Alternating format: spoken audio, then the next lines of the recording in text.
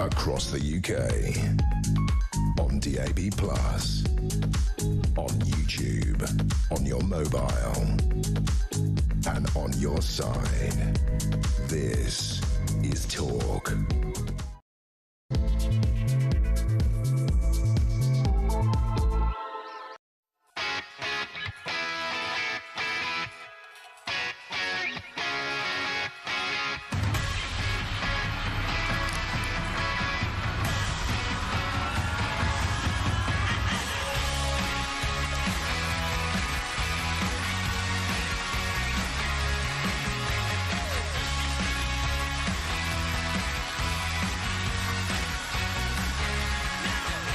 Four minutes past four.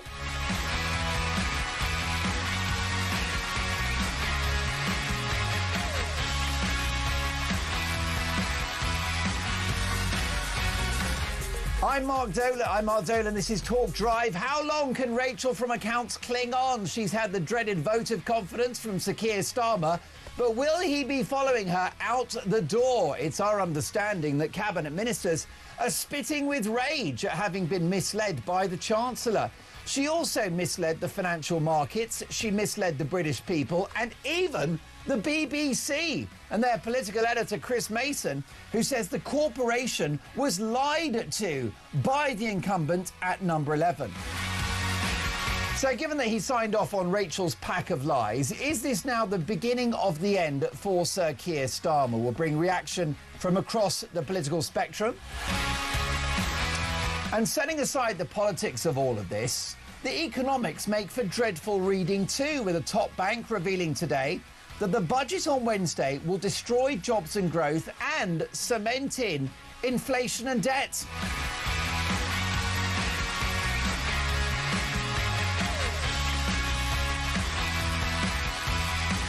Meanwhile, the only winners on Wednesday, the work-shy and left-wing Labour MPs. So what do you think should happen to Starmer and Reeves? My number is 0344 499 1000. Text the word TALK in your message to 87222. Leave me a voice note, and as the saying goes, let's talk.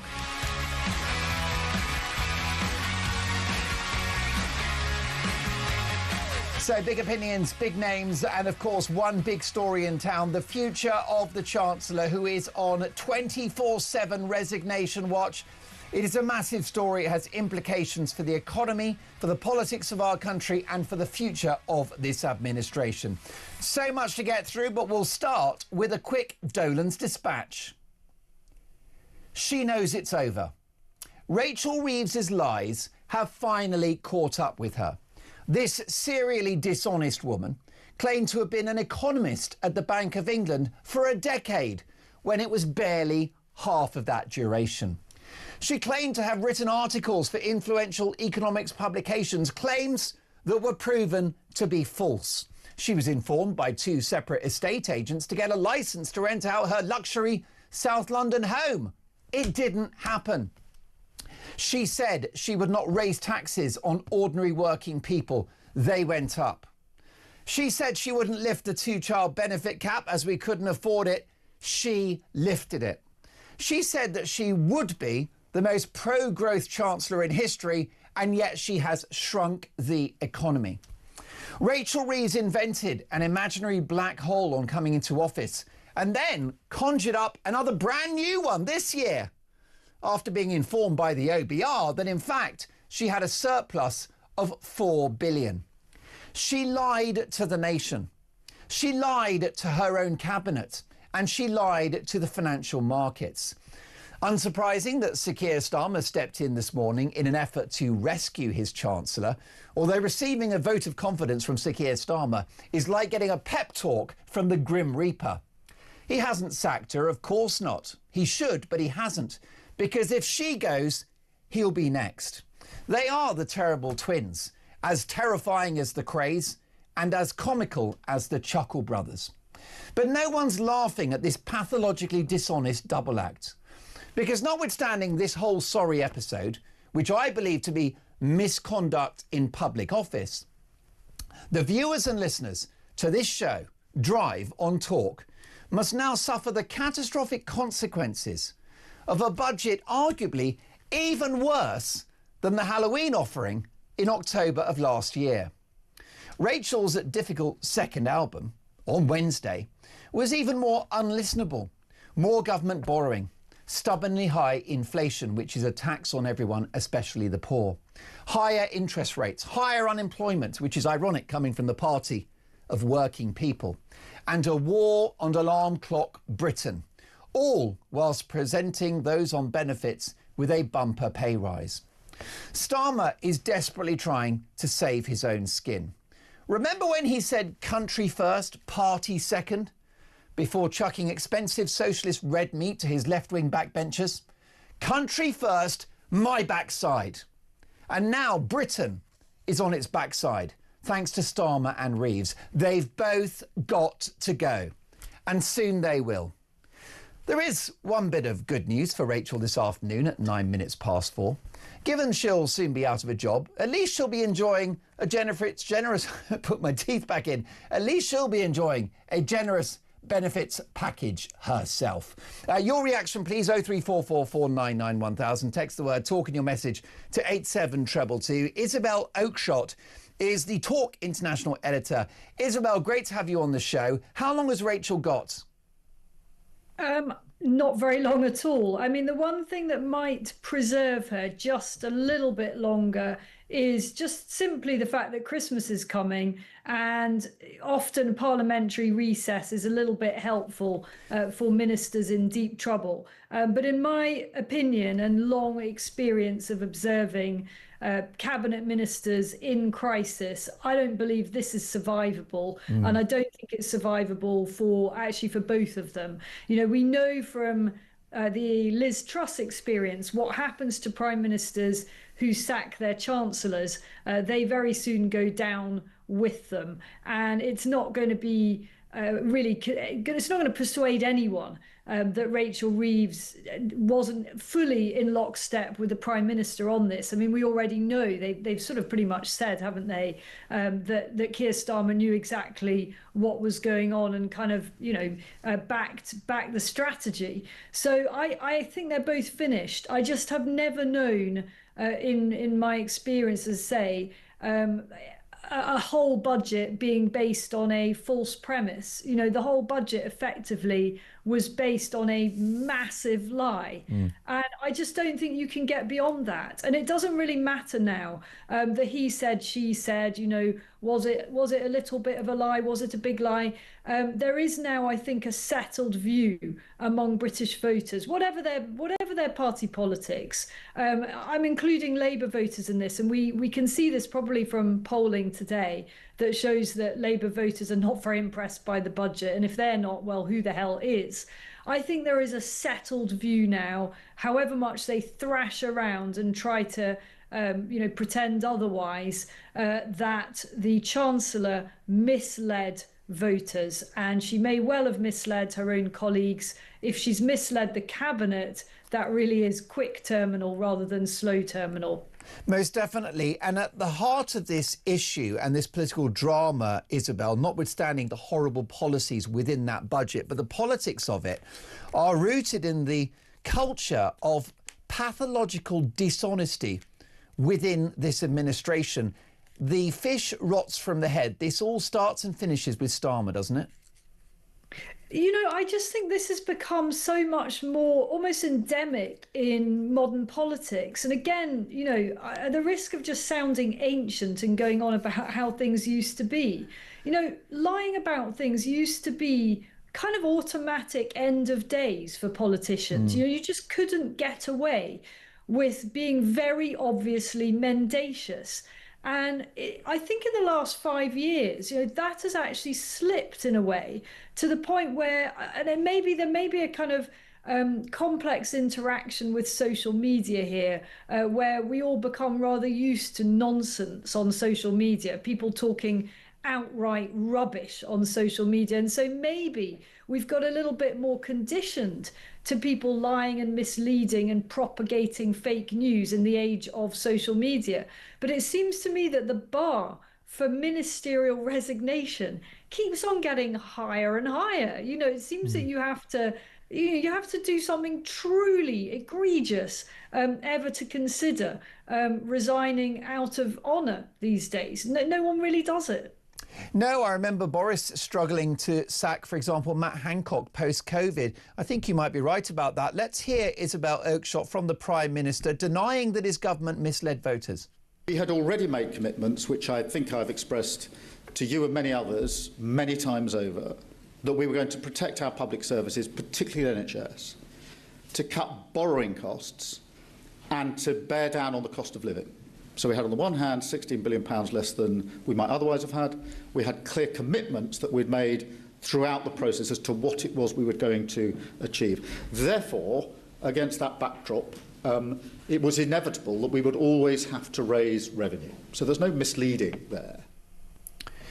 So Rachel Reeves possibly may not make it through the rest of this week, Isabel. What about the timeline for Sir Keir Starmer and his tenure in office? I mean, can we just for a moment dwell on that little clip that you've just played there?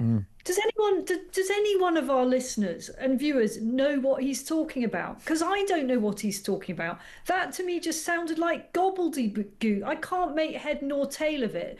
And part of the reason I can't make head nor tail of it is, in a sense, even though I'm trying to listen to it, I've zoned out with Keir Starmer. He just drones and talks word salad, and it's meaningless. And, you know, if a political commentator like me struggles to concentrate when the Prime Minister opens his mouth, then imagine the absolute torpor of the rest of the nation. You know, when they hear Keir Starmer trying to talk his way out in these kind of riddles, I just think everybody stop listening, Prime Minister. They think you lied. They think your Chancellor lied. And the two of you are finished. In answer to your question, how long has Starmer got? How long have they both got? I mean, the word around Westminster is January. So do they stagger through Christmas? I know how this works. You know, if they stagger through Christmas, what Downing Street will hope is that they can do a January relaunch. I mean, we've all been here before, haven't we? You know, with ailing political parties, ailing governments, they do a relaunch in January. Oh, give me strength. It's not, that's like relaunching a dinghy with 100 holes in it. That dinghy is sinking. And those two are on it. They're finished. And of course, you know, the problem with this political soap opera, Isabel, is it takes the focus away from the Wednesday budget, which the KPMG has released research today suggesting that what's going to happen is it's going to kill growth and spark unemployment, and it's going to cement inflation and debt into the economy.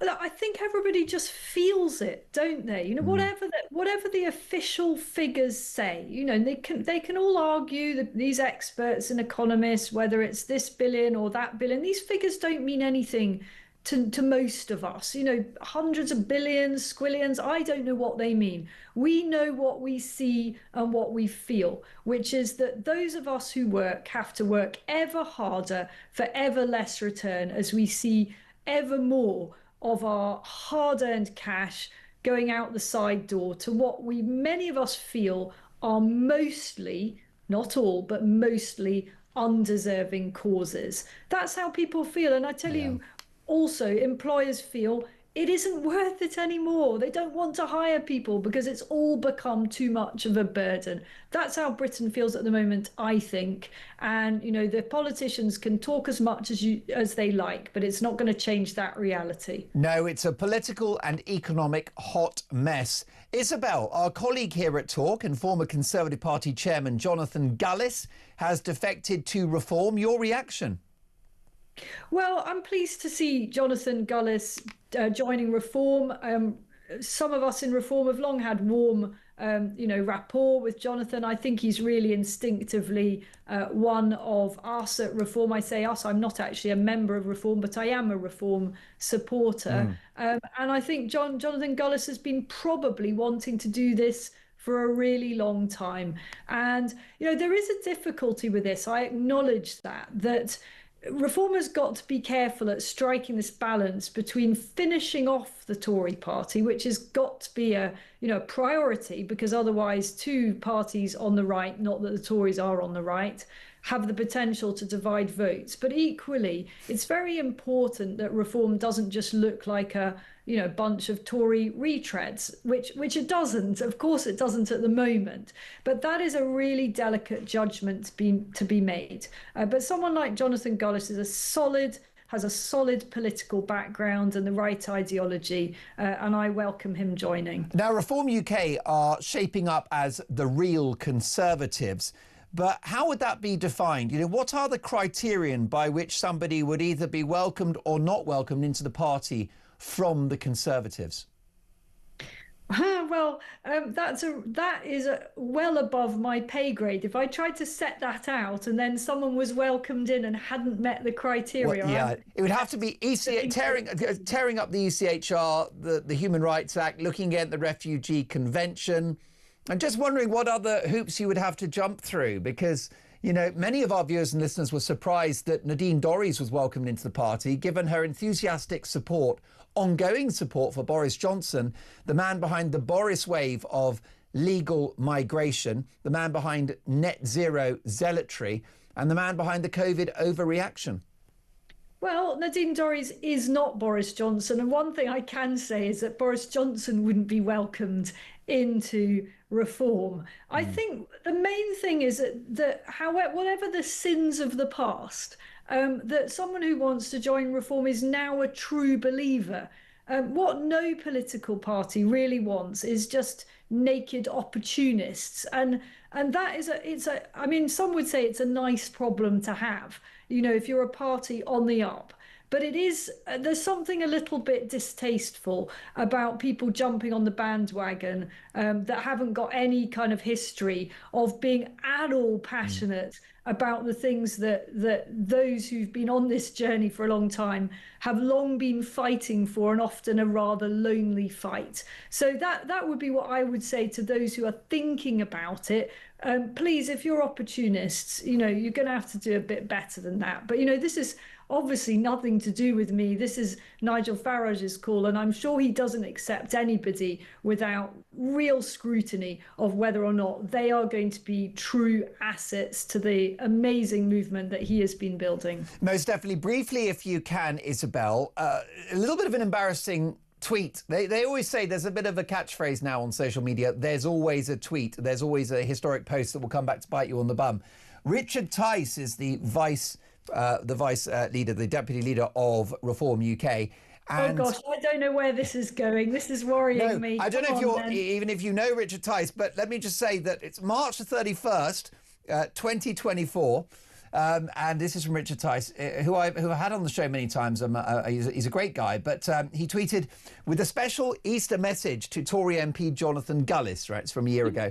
Given the multiple bits of embarrassing personal information we have on you, I suggest you pipe down on your attacks against me. So the Reform UK Christmas party, it's going to be awkward, isn't it? I actually remember that. I remember him sending that tweet. What I can't remember, which is really annoying, is what is the embarrassing personal information. I will make inquiries, Mark, and we may have to return to this conversation. Definitely. Well, look, nicely put, very diplomatically handled. Isabel, thank you so much for your time. Isabel Oakeshott is Talk's international editor. What should happen to Rachel Reeves and Keir Starmer? 0344 499 1000. Text the word talk in your message to 87222. This is Talk Drive.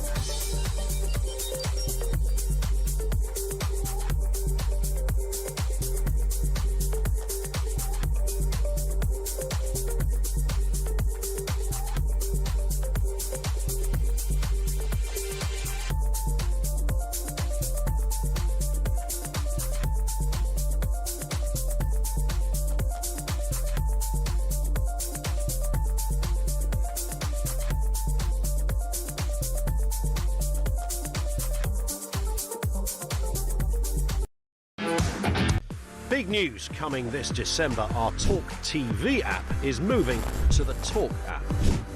You can watch, catch up and listen to all your favourite shows and podcasts anytime, anywhere, all on the Talk app. From Monday, 1st of December, the talkTV app will no longer exist, so don't miss out. So head over to your App Store or Google Play and search Talk now.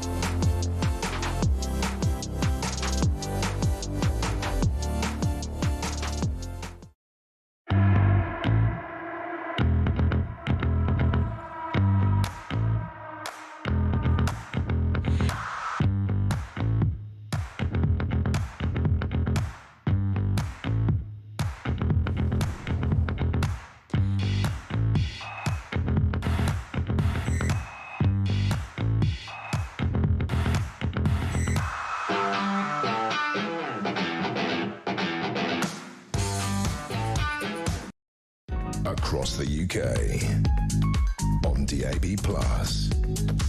on YouTube, on your mobile, and on your side. This is Talk. 4:25 Talk Drive. What should happen to Sir Keir Starmer and Rachel Reeves? Alan is in Staffordshire. Top of the evening, Alan. Hi, top of the evening to you. You okay? Very well, thanks for your call. What do you think is going to be the fate of these two? What should happen to them, Alan? Well, basically, I've got to be quick, I've been told, but very quickly, the OBN officer who is like to lose his job, whether it was a deliberate thing or an accident, he's like to lose his job, and yet we've got two liars, maybe more, who are going to keep their jobs. I completely agree with you there. What happened with the OBR was an administrative error, and the budget, went online, probably because of some lackey on the minimum wage who accidentally pressed send, Alan. The OBR have not destroyed the economy, killed growth, spiked unemployment and made our lives miserable. No, exactly. Just two more things I wanted to point out. Go for it. I appreciate I've got to go. Listen, Alan, I'm not going to rush you, man. You're a rock of sense. Let's slow this down. Fantastic. I'm not into politics. This is quite strange. But listen, I watched Reeves last week doing an interview, and I did comment on it. However, one of the things she mentioned was EVs charging 3p per mile. Yes. And that money was going to do all the potholes and all the repairs on the roads. Well, I thought road tax many, many decades ago, that was the whole purpose of road tax. So that's another lie, because that money will go into their coffers. Exactly. Just like national insurance was supposed to be for a rainy day and it became normal taxation, didn't it? Correct. One other thing, or two other things. I watched, and I must be boring, I watched the 24 budget and the 25 budget, and I've got the speeches in PDF file. I've actually noticed they're very, very similar, but one thing which struck out, the 24 budget, the Speaker of the House commented about it being leaked and advised all members of Parliament that status is not to disclose anything which is going on in the budget, pre-budget launch. Yeah. What happened in this year? Fantastic. We knew what the budget was before it was even announced. So they haven't learned the lessons. What should happen, in my opinion, is, God forbid, we all got together and says, out Labour, let's have a new government in, because in 5 years' time, this country is not going to be the country it was 5 years ago, 10 years ago, or even 30, 40 years ago. We are going downhill and destroying the United Company. Alan, I'm so glad I didn't rush you, because every word of that was spot on. Alan, will you call us again soon? 03444991000. Linda Jubilee is one of the country's finest broadcasters and journalists. She joins me now live from the House of Lords. Linda, how long has Rachel Reeves got? I don't think she's got that long. And I think for months there was so much talk about, was she going to be in the departure lounge after this budget? Was Keir Starmer et al. Going to make her carry the can for a very difficult budget, and then a new broom would come in and sweep clean? And I think that may well have been the plan. But that is no longer the plan, because I think today we heard Sir Keir Starmer come out and support Rachel Reeves, because I think at the moment he may feel as though he has to, because if he binned her now, it would all look as though he was reacting to the allegations of dishonesty and lying. And that would be a very bad thing for him. So I think that he will stick with her for the time being. I am sure that people like Darren Jones and James Murray and Torsten Bella are all in the wings standing by somewhere. But I think the situation may not last for very much longer. And that's because I said this on Friday and over the weekend, that we get lost in the weeds of this because everyone likes trawling over the what did she say at what point? Yes. What was the date of this compared with the date of that? And James Murray's saying, well, we didn't say that we wouldn't raise VAT. And then it turned into, well, we didn't mention anything about the VAT rate. We just changed the thresholds. And all that, those weasel words, all that ducking and diving is all very well, but it is in the weeds. I listened to Lionel Barber at the weekend and he hit the nail on the head. This is an issue of integrity and dishonesty. And that is the problem, because that is something the British public understands and it finds it relatively easy to get its mind around. And I think sooner or later, Sir Keir Starmer, who is mostly reacting to his cabinet and rebel backbenchers, will have to start thinking about what the public actually think about this.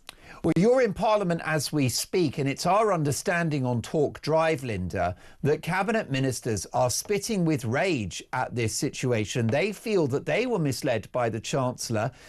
She also misled the financial markets, the British people, of course, and even the BBC, Linda. Their political editor, Chris Mason, says that the corporation felt totally misled by the Chancellor.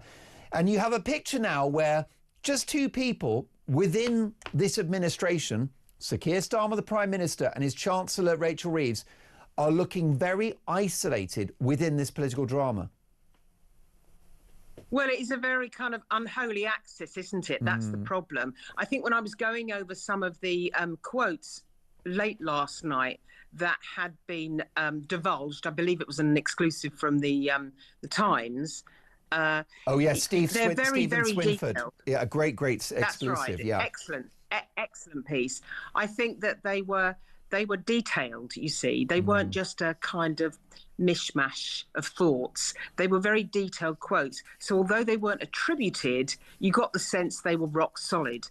Now, if there's three of them doing that in the cabinet or very senior ministers, I don't think that you can deal with that for very much longer. I think you can't. And this is a double whammy because it's obviously not just a political drama in relation to the messaging from Rachel Reeves in the run up to the budget, which looks to have been disingenuous and misleading at best and outright lies at worst. You've also got the economic fallout from the budget itself. KPMG have revealed today, based upon research that they've done, that budget is going to kill growth, it's going to increase unemployment, and it's going to cement in inflation and debt for the foreseeable future. Well, my own personal opinion is that this budget really destroys aspiration, particularly for our young people. And it destroys the small, medium-sized businesses, you know, the entrepreneurs, the heartblood, if you like, of this country. And it's true, very true, that this budget has had real-time consequences, not just the budget, but the run-up to the budget. We can see how things were actually affected in real time. And that's what makes me very angry, is that chaotic, messy behaviour before the budget, when it was this, then it was that. You know, he marched them up to the top of the hill, he marched them back down again, and it was going on. And actually, everyone reacts to that. Youngsters who are trying to commit themselves to a job are reacting. Those employers that want to take them on are reacting, particularly in the hospitality sector, where they're thinking about Linda, I'm going to have to interrupt you. We've got breaking news, which is that the head of the Office for Budget Responsibility has just resigned. Of course, He presided over an organisation that prepared the accounts for that budget statement, you know, stress tested the figures, looked at the spending, looked at the taxes, looked at inflation. But of course, what happened is that the OBR accidentally released the details of the budget statement prior to the Chancellor addressing the House of Commons on Wednesday. Richard Hughes came under fire last week after the fiscal watchdog's forecast and all the major budget policies appeared online ahead of Reeves's budget statement. So the head of the OBR is gone, Richard Hughes. Your reaction, Linda? I think that it was always going to happen. Richard, you can't avoid the fact that this was accidentally disclosed. So heavy the head that wears a crown. He had to go. But I don't think this will be a distraction from Rachel Reeves and Sir Keir Starmer seriously contemplating their own futures. Linda, thank you so much for your instant reaction to that. Listen, we've got so much breaking news. Linda's at the House of Lords, and there's going to be further reaction to the breaking news at 4:35 if you're just joining us. The head of the Office for Budget Responsibility, the OBR, has resigned. Richard Hughes came under fire after the budget statement was released early before Rachel Reeves reached the dispatch box. And it's funny because it just took a call from a gentleman who said it's not really fair that the OBR are feeling the heat. Why is Rachel Reeves still in a job? We've also got a second piece of breaking news, which is that resident doctors are to go on strike in the build-up to Christmas, according to the British Medical Association. Now, this is absolutely terrible news if you're on a waiting list. It's terrible news if you need medical treatment. The strike by resident doctors, previously known as junior doctors, of course, will take place from the 17th of December to Christmas Day. That is a critical time for the NHS. It's when flu cases are at their peak and there are lots of admissions into hospital with colds and flu and God knows what else. And now the resident doctors will be on strike in the run-up to Christmas. OK, folks, if you're joining us, the head of the OBR has just resigned. Is Rachel Reeves next? I'll be asking The Sun's political editor.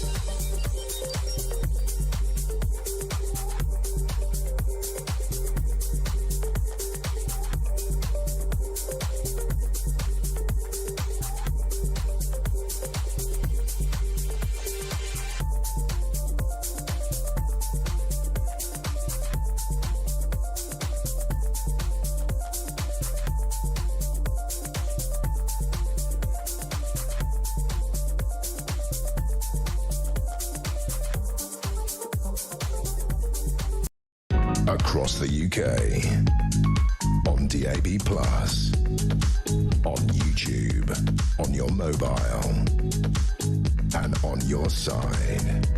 This is Talk. 4:38, this is Talk Drive. Two massive breaking news stories for you. The head of the Office for Budget Responsibility, the OBR, has resigned. Richard Hughes came under fire last week after the fiscal watchdog's forecast and all the major budget policies appeared online ahead of Rachel Reeves's announcement. In the wake of the fiasco, Hughes said that he will abide by the recommendations of the inquiry that his organisation launched. This is a joke. We don't need Richard Hughes to resign. Richard Hughes was running the Office for Budget Responsibility, who are a bunch of boring accountants in very cheap machine washable suits who crunch the numbers. That's all they do. They're boring people. They're not politicians. And it was his job to work out whether the spending plans were affordable and what taxation was going to be like and inflation and projections and all of that. And this guy is gone because of a clerical error by probably an assistant on the minimum wage. Meanwhile, someone that's actually responsible for the destruction of the economy, Rachel Reeves, who lied about the state of the finances in the run-up to that budget, keeps her job. It is a joke. Here's what I think at 4:39 in the afternoon. Reinstate Richard Hughes, who is the head of the OBR. They've done nothing. They accidentally released the budget. It was a clerical error. Get him back in and get rid of Rachel Reeves. Meanwhile, the second breaking news story, it doesn't rain, but it pours, does it? Resident doctors are to go on strike in the run-up to Christmas. Can we put paid to the idea that these are the good people? Junior doctors, let's call them that because it's what they are on a starting salary of mid-30,000 going up to 60, 70, 80k, and they want a pay rise of 25, 30%. And they're going to go on strike in the run-up to Christmas, which is going to make life a misery for Brits, the length and breadth of the land. So we've had those dates confirmed. The BMA Association, the British Medical Associations, confirmed a strike by resident doctors between the 17th and 22nd of December. What should happen to Rachel Reeves and Keir Starmer now? Gordon is in Southampton. Hi, Gordon. Hello, Mark. All right? Yeah, good to hear from you. Thank you, Gordon. Richard Hughes, you're right, shouldn't go. A man of honour, but the two culprits are Rachel Reeves, Keir Starmer. Gordon. Richard Hughes has not wrecked the economy. No. Richard Hughes has not bedded in debt and inflation and spiked unemployment. Richard Hughes didn't lie about anything. He's a complete dweeb in a machine washable suit who crunches the numbers on a spreadsheet, and he's lost his job. Yeah, exactly. Absolutely agree with you. But the two culprits, the real instigators of the problems, what this country has now and will have in the future big time, are Keir Starmer, Rachel Reeves. It's got to be a general election. End of. That's it. This shambles has got to stop. Well, I completely agree with you, Gordon. I mean, if we look at that manifesto, it was a pack of lies. It was the greatest work of fiction since War and Peace. And is it not, Gordon, a breach of contract with the British people? Well, absolutely. Absolutely. Yeah, I'm sorry. If you were a manager and you lied to your bosses up the food chain, you'd be gone. And I think we've learnt this week, Gordon, haven't we? The importance of ethics, the importance of values, the importance of honesty. We knew about Rachel's rather sort of fake news CV, in which she said she was an economist at the Bank of England for a decade. It was half that. Other lies about publications she'd written for. She didn't get a licence to rent out her house. She got free clothes from Lord Ali. I mean, you know, there's a major question of character here, isn't there? Yeah, yes, exactly. But they're all the same. Keir Starmer and all the rest of them, all the same. The bottom line is, Rachel Reeves hasn't just made all this up all on her lonesome. She's carrying out the wishes of her masters, and her masters are Keir Starmer and the rest of them. I'm sorry, they got to go. That's it. Gordon, I'm so glad you called the show. Do so again, please, very soon. Gordon in Southampton is not having it. Zero tolerance. They've both got to go. What should happen to Rachel Reeves and Sir Keir Starmer? Chris is in Manchester. Hello, Chris. Is it a little damp up in the northwest this afternoon? Dampish. I've just got home and it's typical Manchester weather. You've stolen my thunder, actually, Mark, in your opening remarks. Listen, Chris, you're going to say it a lot better than me. Don't worry about that. Yeah, when you mentioned misconduct in public office, I've spoken to you before. You probably know I'm an ex-police officer. Yes. Well, I think I might have nicked that line off of you, Chris. Yeah, well, there you go. Because you know what they say? They say steal from the best. Yeah. I often get rather tired when I see police officers being charged with something when they've not actually committed an offence. They may have done some reprehensible things, like the two police officers who photographed the the scene of a deceased of a murder victim, which was obviously reprehensible and for which they were rightly sacked. They couldn't charge them with anything because it's not an offence. Yes. So they get charged with misconduct in public office. I see no reason why the same can't apply to the Chancellor. What she has done is probably not an offence. It's not fraud. It's not a deception because there's been no loss to an individual or no gain for herself. There's a potential for what's called obtaining a pecuniary advantage, i.e.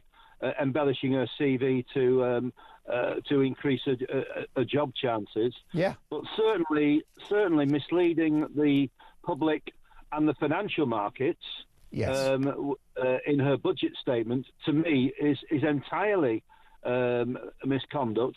And if it can be proven that she had the mens rea, she had the knowledge, then I see no reason why she couldn't be charged with misconduct in public office. It won't happen, but if this were a police officer having released some sensitive information about something, then they would be charged without a shadow of a doubt. But doesn't seem to apply to police officers. And Chris, she may not have broken any laws, but she has absolutely violated the spirit of every single one of them. I mean, at the end of the day, in the course of public opinion, I mean, she's finished anyway, but she's certainly completely finished. Whatever credibility she had, sadly, has gone. What I'm concerned about is who's going to replace her, because as bad as she is, she's probably the most qualified person to carry out the role. As I said to you the other day on regarding, I think it was James Murray, who's her 2IC. The guy's never had a job, let alone any experience of finance. Yeah. And he's likely to be the next Chancellor of the Exchequer, which is worrying. Yes, and he's gone into bat defending this government over the last couple of days, Chris. You couldn't make it up. Chris, you are bang on. The couple, both Reeves and Starmer, should be charged with misconduct in public office, and that is coming from Chris, who's a former police officer himself. Chris, thank you so much for that. If you're just joining us, the head of the OBR, Richard Hughes, has resigned. Meanwhile, Rachel Reeves, who has tanked the economy, remains in office. Let's not forget what happened to Liz Truss, who never told a single lie as Prime Minister. Not a single lie. What was she trying to do, Liz Truss? She was trying to make your and my life better. She was trying to create growth and therefore national income. So there's money for police officers and schools and the NHS. She was trying her best. It was poorly executed. That mini budget was a disaster. And do you know what she did? She resigned. Meanwhile, Rachel Reeves, whose motivations were not about making your life better and my life better, her motivations were about political survival and throwing red meat to her left-wing Labour backbenchers. She remains in post. It is not right. We also have another piece of news, which is that the British Medical Association have confirmed that there will be a strike by junior doctors in England between the 17th of December and the 22nd, which is going to mean abject misery for millions of Brits who are going to need treatment at that time, at the peak of the flu season. And it's quite clear in regard to these junior doctors that if they go on strike, which they're going to, people will suffer, the NHS will suffer, and people will die. It's 4:47. This is Talk Drive. What should happen to Rachel Reeves and Keir Starmer?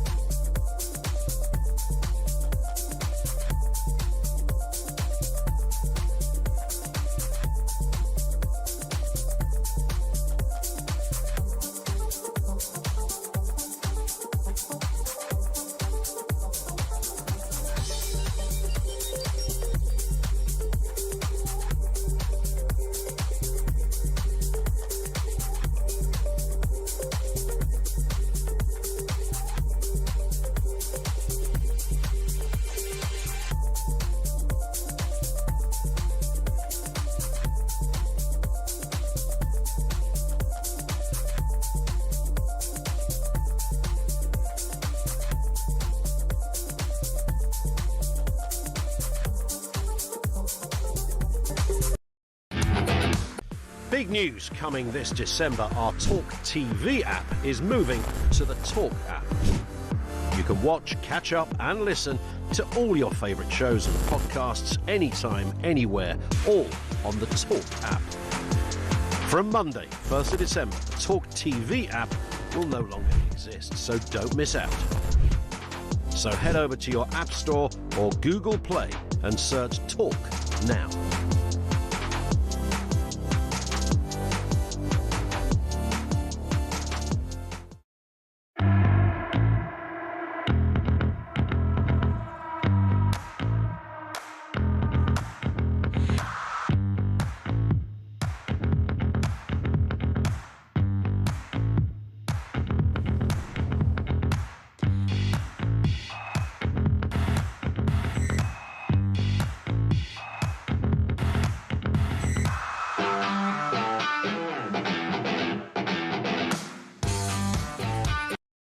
Across the UK, on DAB+, on YouTube, on your mobile, and on your side. This is Talk. It is Talk Drive at just coming up to 10 minutes to 5 o'clock, 4:51 in the afternoon. Mark Dolan with you until 7 o'clock, and we've got two very significant pieces of breaking news. First of all, the junior doctors are going to go on strike in the run-up to Christmas, which is deeply irresponsible and deeply selfish in my view. Those folks lost the dressing room a long time ago. Meanwhile, the head of the Office for Budget Responsibility, Richard Hughes, has resigned following the accidental early publication of Wednesday's budget statement.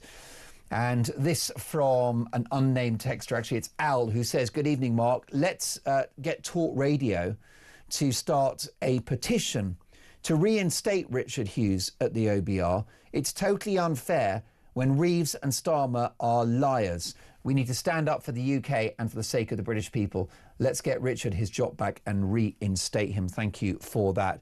Let's get reaction now to the breaking news that the head of the OBR has resigned. Jack Elsom is the political editor of the Sun newspaper. Jack, I know you'll be obviously featuring this in the paper in a matter of moments with the online newspaper, and then in tomorrow's it's already up, physical Mark. It's paper. already up. It's already up. Of course it is, right? And the news doesn't stop. But Jack, many of my viewers were expecting a resignation today, but they feel the wrong one.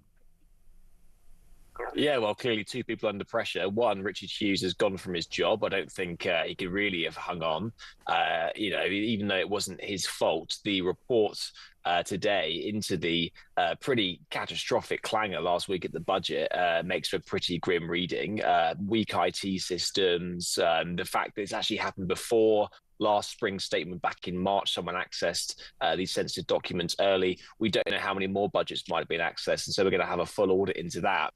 But really, the bigger picture here, I think, and many of your listeners and viewers and many of my readers have been saying, the pressure is now turning on the Chancellor Rachel Reeves over this, first of all, the episode into whether she misled the public into the scale of the black hole to justify this enormous tax bombshell last week, and then the actual package of measures itself. We had the spectacle this morning of Keir Starmer coming out, almost trying to rescue a budget which hadn't even gone cold. It was only a week, less than a week and since we had it, and he's already trying to say that, actually I do believe in welfare restraint, despite the fact that the budget put up £30 billion of taxes and put up welfare spending as well. And so, it's really bad, I think, for both Keir Starmer and Rachel Reeves right now. The resignation of Richard Hughes, maybe that gives them a bit of reprieve, and they're hoping that dominates the news agenda. But I think, in the Sun tomorrow, and I'm sure on this channel as well, the questions are really going to be about the fundamentals of the budget.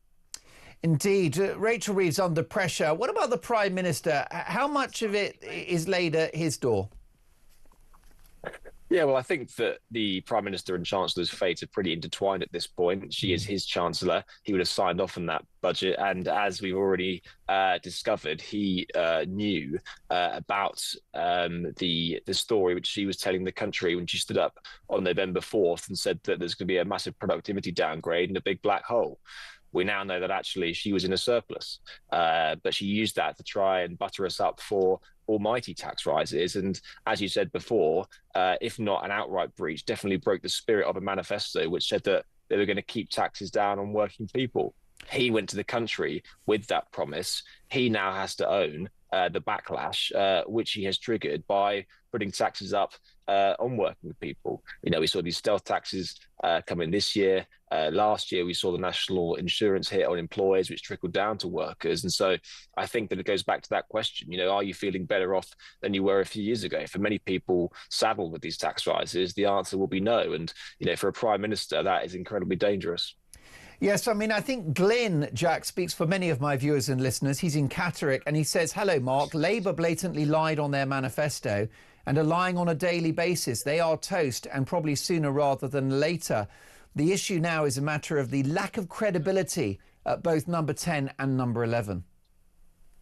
I think this is the problem now. There is, and there has been for a while, this credibility gap between what ministers are saying and what actually happens. You know, in the election, just take two points, for example. In the election, the Prime Minister said that he was going to keep taxes down on working people, and that he'd also keep the two-child benefit cap because, in his words, it was unaffordable to lift it.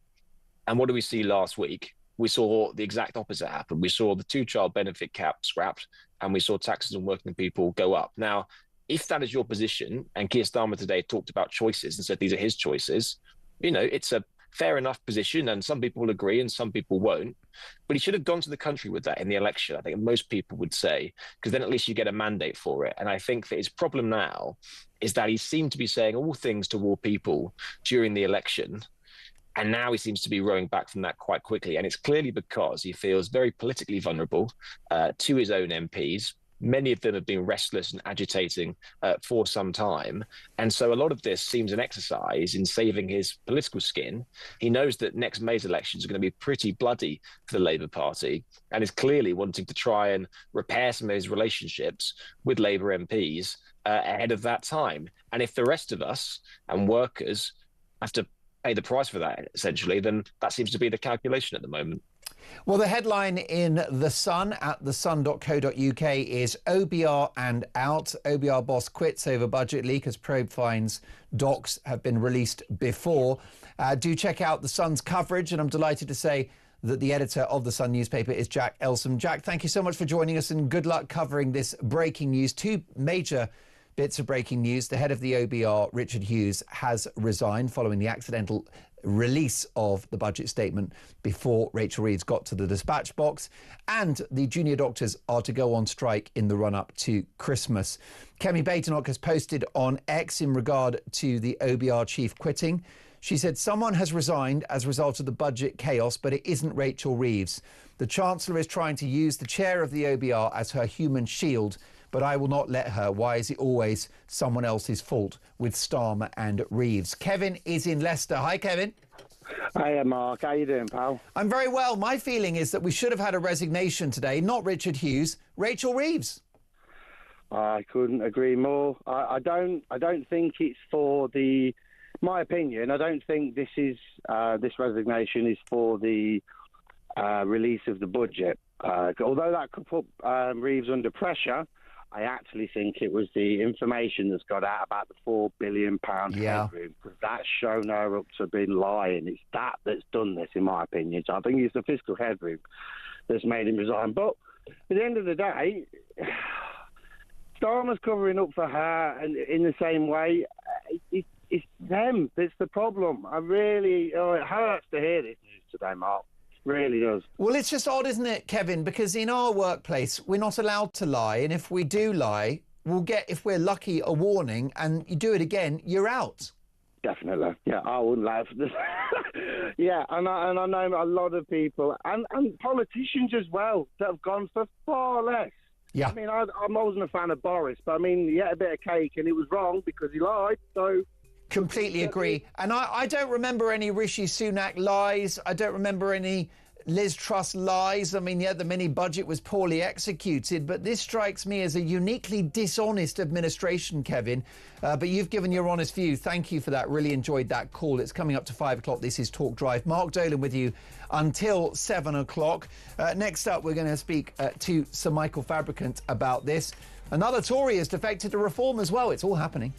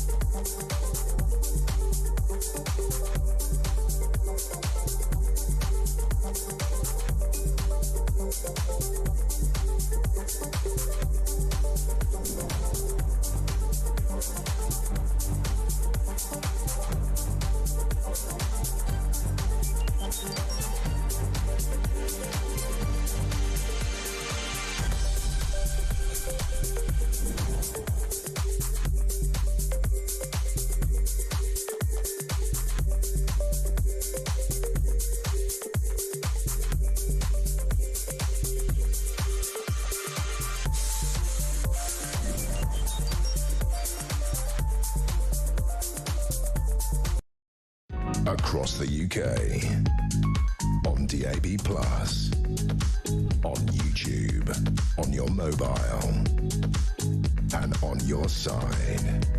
This is Talk.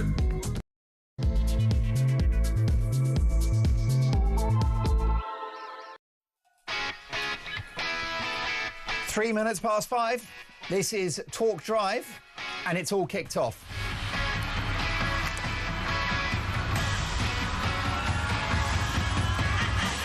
Lovely to have your company. It is Mark Dolan. Whatever you're up to, perhaps at the tail end of your working day, maybe you're on your way home, perhaps you're already home or working from home, whatever you're doing, we've got some major stories to get through. How long can Rachel from Accounts cling on? She's had the dreaded vote of confidence from Sir Keir Starmer, but will he be following her out the door? It's our understanding that cabinet ministers are spitting with rage at having been misled by the Chancellor. She also misled the financial markets, the British people and the BBC. Their political editor, Chris Mason, says the corporation was lied to by the Chancellor. Well, given that he signed off on Rachel's pack of lies, is this now the beginning of the end for Sir Keir Starmer? What should happen to Reeves and Starmer? 0344 499 1000. Give me a call, send me a voice note, or text the word talk in your message to 87222. I can also bring you two major pieces of breaking news. The head of the Office for Budget Responsibility, Richard Hughes, has resigned following the accidental early publication of the Chancellor's budget statement. And just as things couldn't get more gloomy, it's been announced that the junior doctors are to go on strike from the 17th to the 22nd of December, which means Christmas misery for the NHS and Christmas misery for the great British public.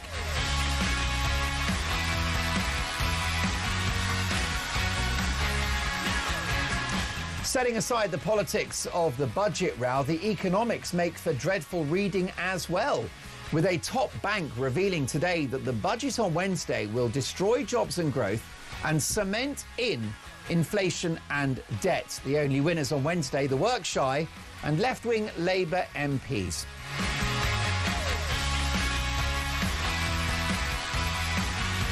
So what should happen to Rachel Reeves and the Prime Minister, Sir Keir Starmer? Good afternoon, Mark, says Barry. Nothing else for it but a general election. The whole Labour bunch are incompetent. Also, we've got Stephen Sheffield. Hi, Mark. Reeves and Starmer should not resign. Leave them where they are to dig that imaginary £22 billion black hole deep enough that they can't get out then. And then we might get a general election. This from Nathan. Hi, Mark. I would love nothing more than to see Rachel Thieves and Keir Sausages get the boot, but I worry that Reform are not quite ready for a general election just yet. So I think we're best keeping them until they get a massive kicking in the May 2026 elections.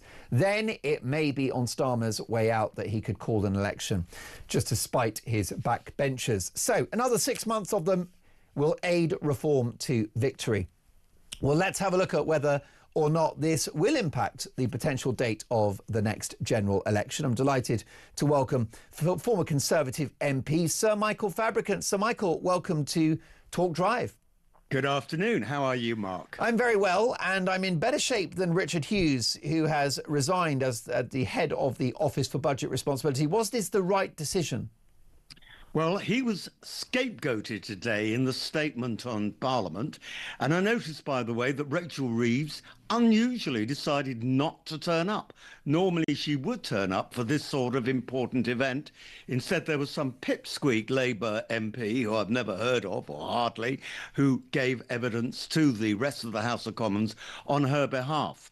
As for Richard Hughes, well, they concentrated on him a great deal because they didn't want to talk about all the lies that Rachel Reeves had been speaking recently about this budget. And now it turns out that the OBR are saying it was lies as well before the general election. Remember that 21 billion black hole, which none of us could understand because they could still afford to pay those junior doctors who are going on strike anyway, and rail workers. It turns out there was no black hole, like the Conservatives have been saying all along. But the exciting thing, I think, will be tomorrow, because tomorrow Richard Hughes was due, and I hope still will, give evidence to the Treasury Select Committee. Now he's resigned, I hope he will still go. And you know what? He'll be absolutely free to tell the truth about what's really been going on, because as chief executive of the OBR, he would have been constrained to some extent. Is Rachel Reeves' position as Chancellor still tenable, Sir Michael? Rachel Reeves's future is inextricably tied up with that of Keir Starmer. There is no doubt in my mind that if Rachel Reeves goes, Keir Starmer will go too. And that's why the two of them have been out in front of the cameras trying to defend each other. One of your callers said, maybe now's not a good time to have a general election. Well, it certainly ain't a good time for the Labour Party to have a general election. They would lose over 300 seats, according to an aggregate of polls over the last few weeks. If there were an election tomorrow, they've got a big majority. I don't think they're going to call a general election. I do think that come the May elections, if not sooner, Starmer and Reeves and most of the cabinet will be history, because Labour MPs are terrified of losing their seats. I'm talking to you from Lichfield at the moment. The current polling has the chance of the Labour MP for Lichfield holding his seat is down to just 4%. That's electoral calculus. Well, I'll tell you what that means. It means that Fabbers is coming back. Well, Fabers isn't coming back because Fabers had done 32 years in the House of Commons and he's had enough of doing all that. Actually, the polling is that Reform would win in Lichfield. But who knows? I sadly think it's going to be some 2 or 3 years before we have a general election because turkeys don't vote for Christmas. Can you remember in all of your years, Sir Michael, such a pathologically dishonest administration as this one? You know, things went wrong with the Conservative Party after about 11 years of government. I have never known a government, in all honesty, to collapse. They're not just dishonest, they're incompetent. And, you know, our friend Keir Starmer seems incapable of actually giving an honest answer. And the public see through all this. The public know he's a pathological liar. And we certainly know now as a fact that Rachel Reeves is. You know, she said in November, I didn't have any information from the OBR. And we now know that the OBR gave it to her on the last day of October. She had all that information. So she lied about the £21 billion black hole, which is what they were talking about before the general election.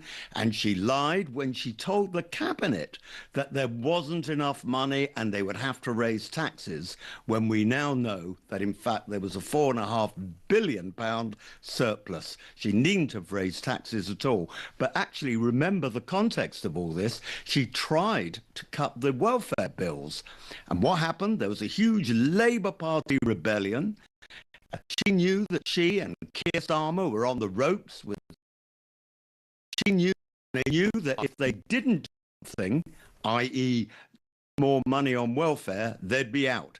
And that's what they did. And that's why we are all going to be paying much more tax. Now, let me be very clear at 11 minutes past 5 in the afternoon. The Prime Minister will argue that he inherited a complete economic mess from the Conservatives, depleted public services, a bloated welfare state and a failed open borders experiment. Labour are very clear that they've inherited a mess from the Conservatives, and what they're trying to do is fix that, tackling child poverty by lifting the two-child benefit cap, all the rest of it. Let's take a listen to Starmer defending his record. We had already made commitments, which I think I've expressed to you and many others many times over, that we were going to protect our public services, particularly NHS, to cut borrowing costs and to bear down on the cost of living. So we had, on the one hand, £16 billion less than we might otherwise have had. We had clear commitments that we'd made throughout the process as to what it was we were going to achieve. Therefore, against that backdrop, it was inevitable that we would always have to raise revenue. So there's no misleading there. Well, do you think Richard Hughes, the head of the Office for Budget Responsibility, Sir Michael, is a scapegoat here? And do you think that Starmer and Reeves will use his departure as cover for their own political futures? And that is exactly what happened in the statement in the House of Commons today. There was very little talk about all the lies, and we just heard one, by the way, from Keir Starmer. The lies that were put out are indefensible. So instead, they went on attack with the OBR. But let's be clear. When Labour was elected, there was a surplus with the Exchequer. There was growing employment and there was growth. And where are we now? The United Kingdom is in economic decline. The unemployment is going up. Yeah. And there is no growth. Well, inflation is almost double what it was under Rishi Sunak in July of 2024. Do you know what I think is particularly troubling for this Labour government is that they're losing the left-wing media now as well, Sir Michael, because Chris Mason, who's the political editor of the BBC, has said that the corporation feels that it was deeply misled by the messaging from the Chancellor, which is very, very unparliamentary language for the political editor of the BBC. Ed Conway at Sky has been tweeting and responding to that clip from Starmer, Sir Michael. Ed Conway said the Prime Minister keeps repeating the figure of £16 billion in relation to the OBR's latest forecast, giving the impression that this would have left a big hole in the public finances. What he fails to acknowledge, says Ed Conway, is that this is literally only one part of the story. He goes on to explain the OBR downgraded the fiscal numbers by 16 billion due to weaker productivity, but it also simultaneously upgraded them by a whopping 32 billion pounds, according to the IFS. He basically says, banging on about the £16 billion productivity, as the PM did repeatedly in his press conference, is simply not the full picture. The lies continue. Absolutely. And, you know, it's pretty obvious now to everyone. I think the only people backing Keir Starmer and Rachel Reeves is the socialist worker. I think even the Mirror and the Guardian have seen through him. It's absolutely extraordinary. I must say that Chris Mason is a very different sort of journalist at BBC from his predecessor, Laura Kuenssberg. He's actually someone who is prepared to make an analysis and isn't actually committed to either the Labour Party or the Conservative Party, and is prepared to tell the truth. I will also declare that Chris Mason is a mate of mine, but no. It is fascinating, isn't it, that even the BBC now and the BBC editors in charge of Chris Mason feel that he just has to tell the truth about what everybody knows in the country, and that is that Keir Starmer and Rachel Reeves will do anything to try and save their own necks. Most definitely. Jo has messaged the show, Sir Michael. She says, "Hi, Mark, it's Jo from Shrewsbury.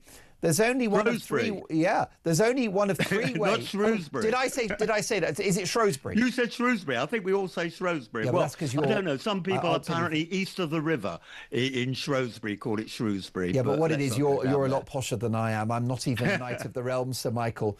Jo in Shrewsbury. There's only one of three ways this country is heading. One, we'll all just sit back as we are now and accept that our country is changing for the worse and will never be the same again. Two, civil unrest. Or three, a general election. We can't continue like this any longer. Let's hope it's number three, ASAP. So many of my viewers and listeners, Michael, want a general election. Yeah, well, I was shopping in Lichfield this morning, and three separate people came up to me and said, how long can this go on for? But they have got a massive majority. As I said earlier, turkeys don't vote for Christmas. Current polling says that if there were a general election, over 300 Labour MPs would lose their seats. So, you know, I'm afraid we're stuck with them.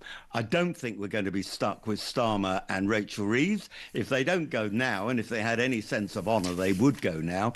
If they don't go now, they'll be gone after the May elections, when it'll be pretty clear that the Labour Party is going to be in a worse state than even the Conservative Party was at the last election. So, Michael, I need to get to Rowan and Barry next, but just a couple of seconds if you can. Jonathan Gullis, former Deputy Chairman of the Conservative Party, has defected to Reform alongside two other former Conservative MPs.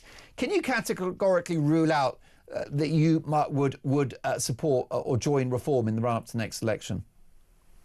I never rule out anything, but yeah, I don't see it. I'm not interested. I mean, look, I think Jonathan Gullis wants to get back into the House of Commons in his Stoke-on-Trent seat. All the signs are that they will elect a Reform MP, whoever it is. So I guess that's why he's made that decision. I certainly am not motivated by that. I will tell you, though, something somewhat controversial. I was doing some leafleting in a local election we have in Armitage near Lichfield, and I met up in the pub by accident with a whole team from Reform. And we were chatting, and I said, you know what, although you're a different party, I sort of regard you as close cousins, but on the bad side of the family. You know, it's not like meeting Labour MPs. Basically, at the end of the day, there are some profound differences. Like, I cannot understand why Reform is supporting the fact that you get benefits for 10, 20 children or whatever, as many as you want. I mean, this is completely crazy, and that's why I'm pleased that the Conservative Party is still saying benefits for 2 children are enough. But, you know, generally speaking, what I believe in, what the Conservative Party now believes in with Kemi Badenoch, almost forgot her name there, and with the Reform are pretty much the same. But no plans at all to join the Reform Party. I'm happy. Anyway, I've got lots of friends in the Conservative Party. It's not only a political party, it's a bit of a club, actually, so I rather enjoy it. There you go. Listen, we loved having you on the show, Sir Michael. Thank you so much for your valuable time. Sir Michael Fabricant is a former Conservative MP and now broadcaster and political commentator. What should happen to Reeves and Starmer? Barry's in Slough. Hi, Barry. Good afternoon. I'd just like to say that your last couple of Sundays, mate, have been absolutely brilliant. Oh, that's so good. And Barry, I'm really glad to hear that. And thank you for the kind words. What do you think now? Who do you point the finger of blame at, Barry? I'd just like to say that I was at sea for a while in the Merchant Navy, and the captain had absolute right, and he could shoot all of you at sea and claim mutiny, and they would take the captain's word. So Starmer is the so-called captain of this country, so he should go. I think you're right. That's what's happened with the head of the OBR going down. What do you think about that decision by Richard Hughes to resign? A lot of people thought the resignation would be at number 11 Downing Street, Barry. Yeah, I think they will do. The people that got agreed for power, they will throw anybody under the bus, and he's gone, you know what I mean? But just as the fella said here now, that hope he goes to the meeting tomorrow. He's free now, and he can blow the whistle. Yeah, he's got no skin in the game. And Barry, maybe this Labour government are angry with the OBR for revealing the fact that Rachel Reeves was given the good news of a £4 billion surplus before her doomsday budget. Yeah, they know what was going on. I got into politics when I was 16. I'm 77 now. They've just taken £600 tax out of my pension, and they've all been telling lies. Thank Christ for reform. There you go. Barry, thank you for that. Really enjoyed that call. Do call me again soon. Rowan is in Kent, the Garden of England. Evening, Rowan. Good evening, sir. How are you? I'm very well. Have I pronounced your name correctly? Yes, you have. Oh, well, I get lucky. A broken clock is right twice a day. Rowan, what about the head of the OBR? He's resigned. Should he have? I don't think he should. I don't think he should. Why not? It's a clerical error. I think so.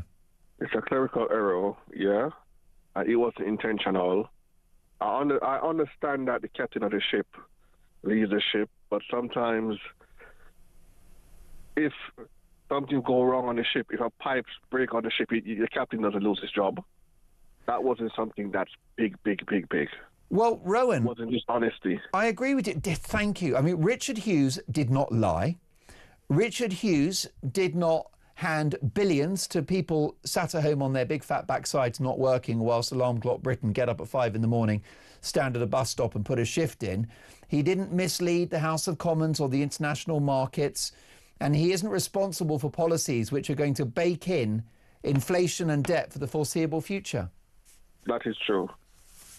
That's true. Now, what do you think is going to happen, Rowan? Do you think that Reeves survives? I hope not. Because I'm not going to vote. I'm not going to vote Labour again. Did you vote Labour at the last election, Rowan? I did.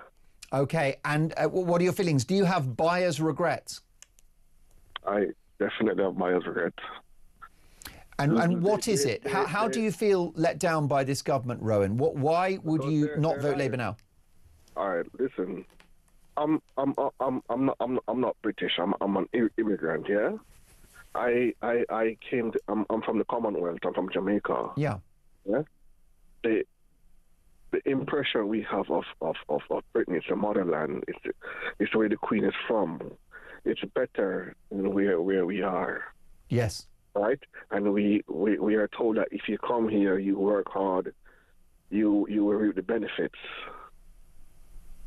You will reap the benefits. So people come here, yeah, you get an education, you come here, you contribute. But it's disheartening when you see that people come here on a canoe. Yeah. The people who are illegal get more benefits than you. Rowan, I think that might be the most powerful and important call of the show, because you said something devastatingly true, that you've come from a Commonwealth country, that you were given the impression that Britain was almost a superior civilization where we've got the work ethic and the rule of law, and you're supposed to come here, learn the language, integrate and contribute. And the Britain that you've come to is one where people that cross the channel in a dinghy get more rights, more benefits and more support from the state than the people that have paid into the system for decades. Rowan, a brilliant call, a powerful call. Please do so again soon. So what should happen? Rachel Reeves and Keir Starmer, what is the appropriate set of measures for them? 0344 499 1000. If you're just joining us at 24 minutes past 5 in the afternoon on Talk Drive, the head of the Office for Budget Responsibility, Richard Hughes, has resigned. Is he just a human shield to protect the Chancellor? We've also got the breaking news that the junior doctors have announced a new strike in the run-up to Christmas. This is Talk Drive.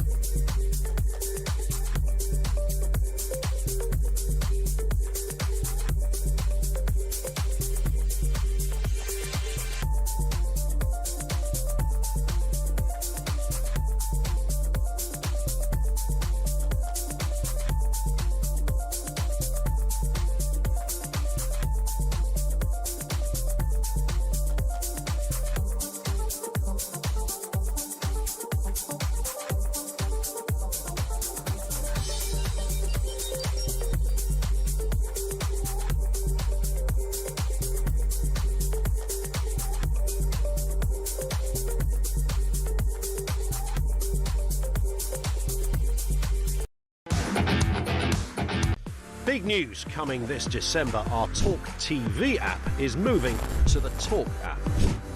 You can watch, catch up and listen to all your favourite shows and podcasts anytime, anywhere, all on the Talk app. From Monday, 1st of December, the talkTV app will no longer exist, so don't miss out. So head over to your App Store or Google Play and search Talk now.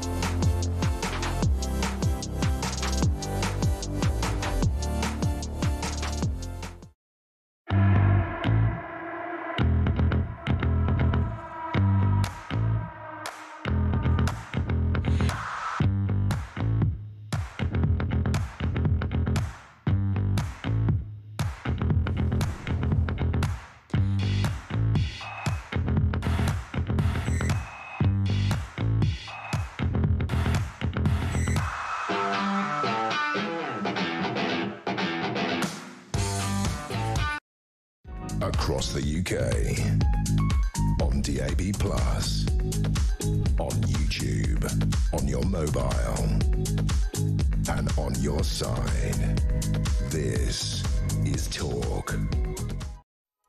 It is 5:27. It's Talk Drive. Two major pieces of breaking news for you. The head of the Office for Budget Responsibility, Richard Hughes, has resigned following the accidental release of the Chancellor's budget ahead of time on Wednesday. But it has the wrong head rolled. What should happen to Starmer and Reeves? 0344 499 1000. Ian says, good evening, Mark. This omni-shambles seems to be contagious. Resignations in major institutions, blunders, deceptions. I'm half expecting the four horsemen of the apocalypse to show up. Yeah, that would almost be cheerful, wouldn't it? Meanwhile, a fresh development. Resident doctors, of course, previously known as junior doctors, are to go on strike in the run-up to Christmas. The dates are the 17th of December until the 22nd. Let's get reaction now from Roy Lilly, who is a former chairman of the NHS Trust. Good evening, Roy. This is bad news for anyone waiting for treatment in the run-up to Christmas, isn't it? Well, it is. And of course, it's the complications of the season. Always there's a seasonal push with bad weather and so on. And of course, it's going to damage up the staff as well, because people take leave at Christmas. And so, it's going to be very difficult for rostering. I imagine some leave will be cancelled. The NHS is actually getting quite good at managing strikes. The last strike we had, they said they got 93% of people through the system. But there is a bit of a fudge to that. They are cheating. They're taking the sort of day case and simple cases off the waiting list and doing them. So if you've got, multiple comorbidities, or you need a hip or something like that, then the chances are you'll be bumped off the list, because they won't want to take the risk of not having the medical cover. So yes, it's difficult. It will make people wait longer, even though the NHS claims to crack through the waiting list.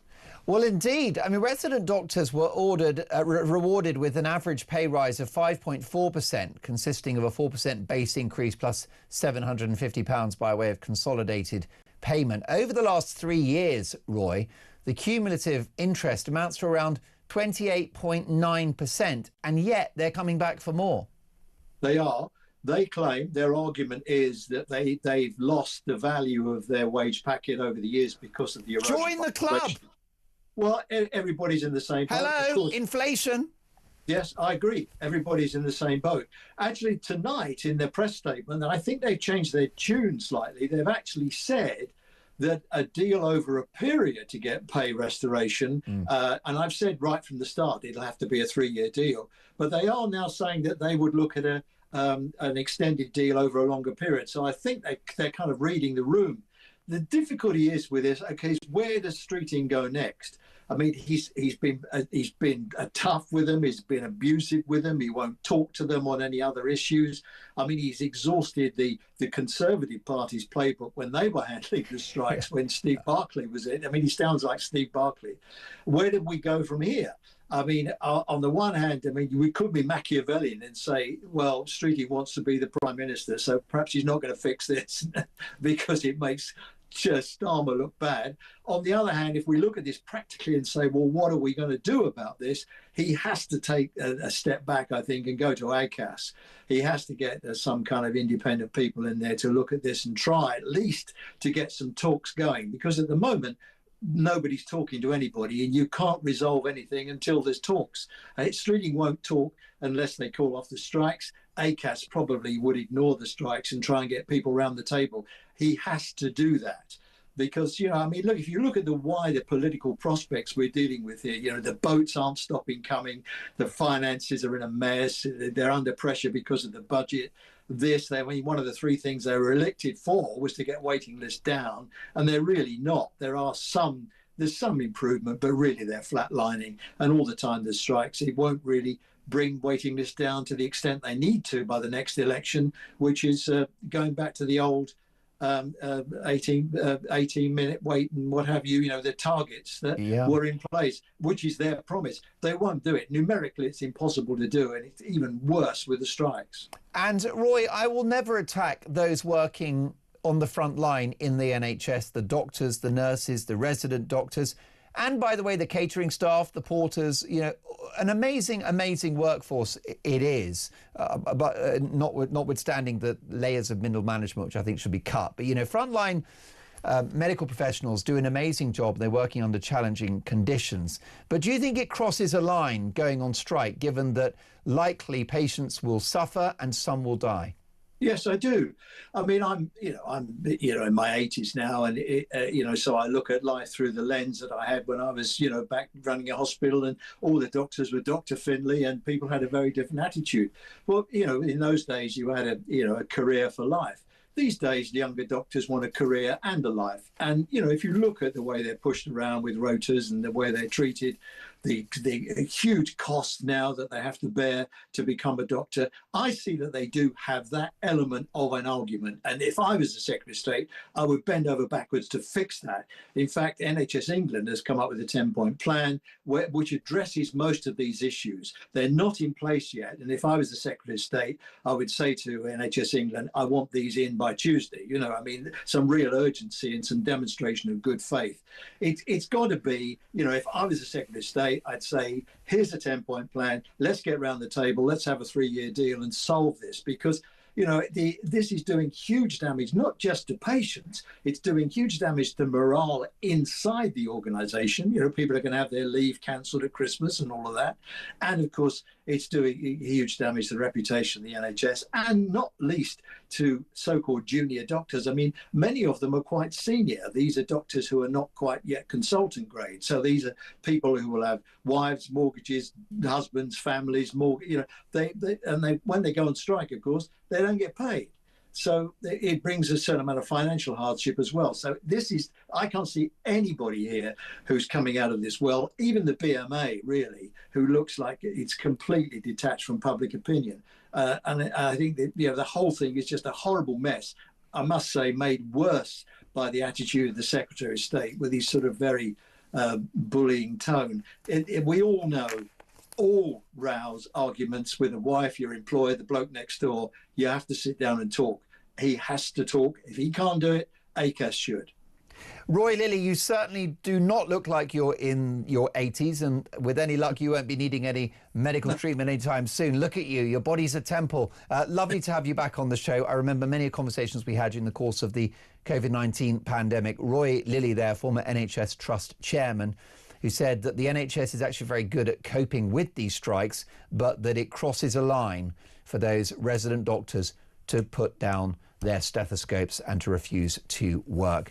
If you're just joining us, the head of the OBR, the Office for Budget Responsibility, has resigned as a result of the accidental early release of Wednesday's budget statement. But here's my question. What should happen to Keir Starmer and Rachel Reeves? That's next.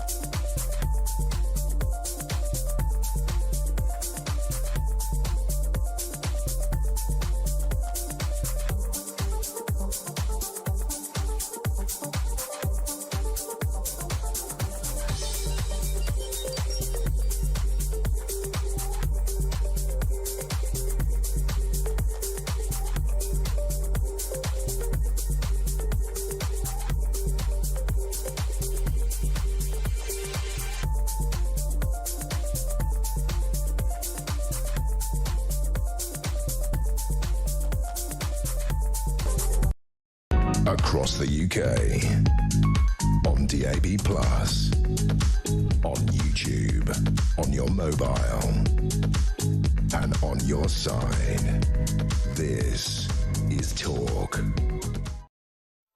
Two bits of breaking news at 5:37 on Talk Drive. The resident doctors, previously known as junior doctors, are to go on strike from the 17th of December until 22nd of December. They did not get the memo that the country is broke.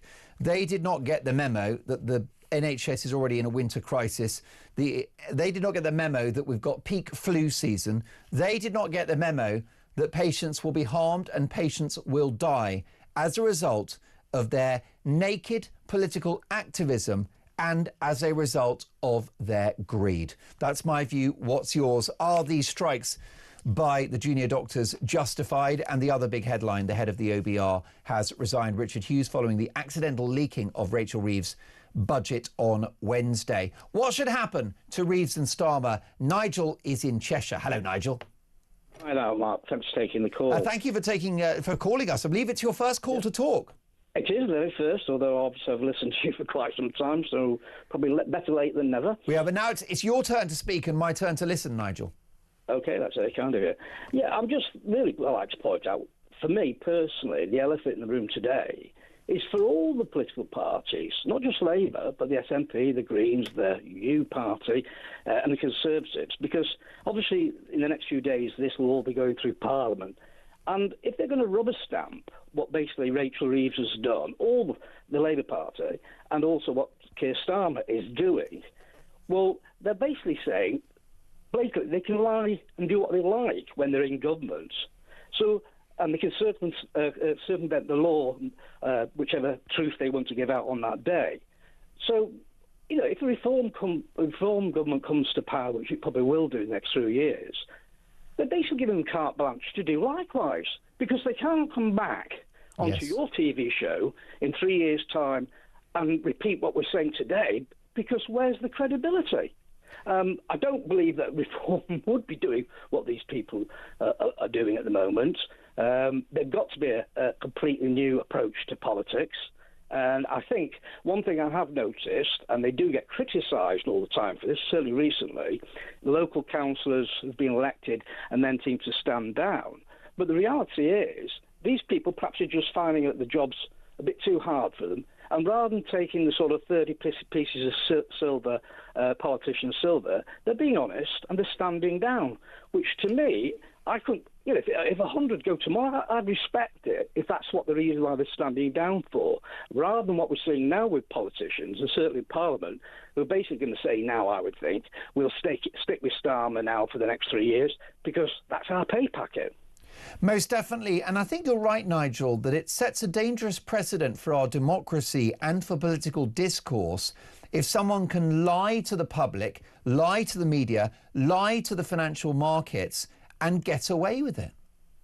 Well, I totally agree with you. I mean, I don't really. We could go back over the years. This is not something new. But if you take, you know, the characters such as Boris, you know, there's Kate Gate and all the rest of it, which he basically he drank orange juice and pretty much lost his job as a result. Precisely. You know, at the end of the day, he obviously realised he was being hounded, so he probably did the decent thing, if you can say that, and fell on his sword, because that was still the characteristics of politicians up to him. Yes. The way Liz Truss was hounded, well, we all know basically she probably went too fast, too soon, but the basics were there. She didn't lie to anyone, Nigel? Precisely not. She didn't at all. So, you know, at the end of the day, it's very hard to really use a word which would actually to paraphrase these people. I just don't. Not on a family show, Nige. No, I certainly wouldn't do it. All I can think is they actually want to trash the economy. So it's so bad that my belief is, and it's not conspiracy theory, that then they're then going to come to the public because they know there's a groundswell of opinion who still believe we should be in the EU. Yeah. You know, and obviously the percentage at the referendum was 48% for that. I don't know what it is now. Some people say it's a little bit more than that, into the 50s. But they're certainly not getting 50% in the polls. They're down to 15 or 20.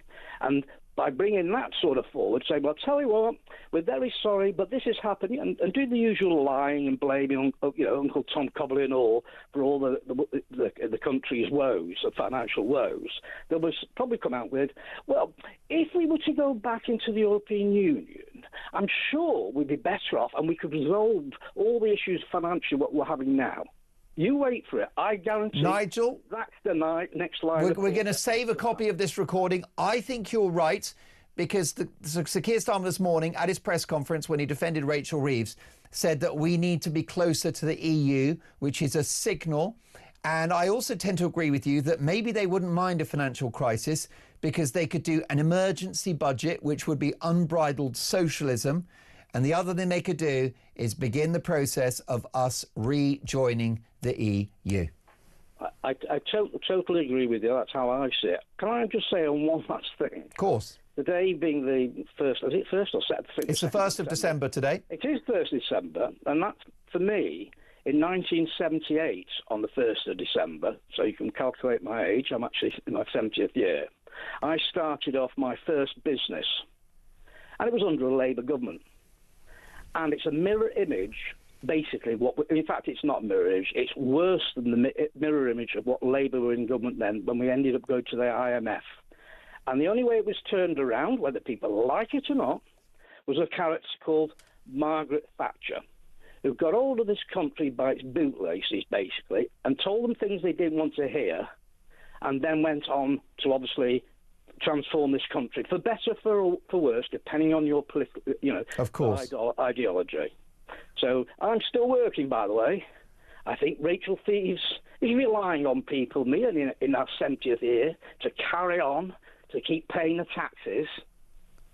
There you are. Well, what you're doing is you're doing that in order to prop up the cult of welfarism. Nigel, before you go, very briefly, a couple of seconds if you can, you mentioned Margaret Thatcher. She did a lot of great things. Clearly she made mistakes. No one's perfect. She was in office for 10 years, Nigel. Can you remember a single Margaret Thatcher lie? No, I can't. To be totally honest, although we're going back in time. That's not bad for a decade in power, is it?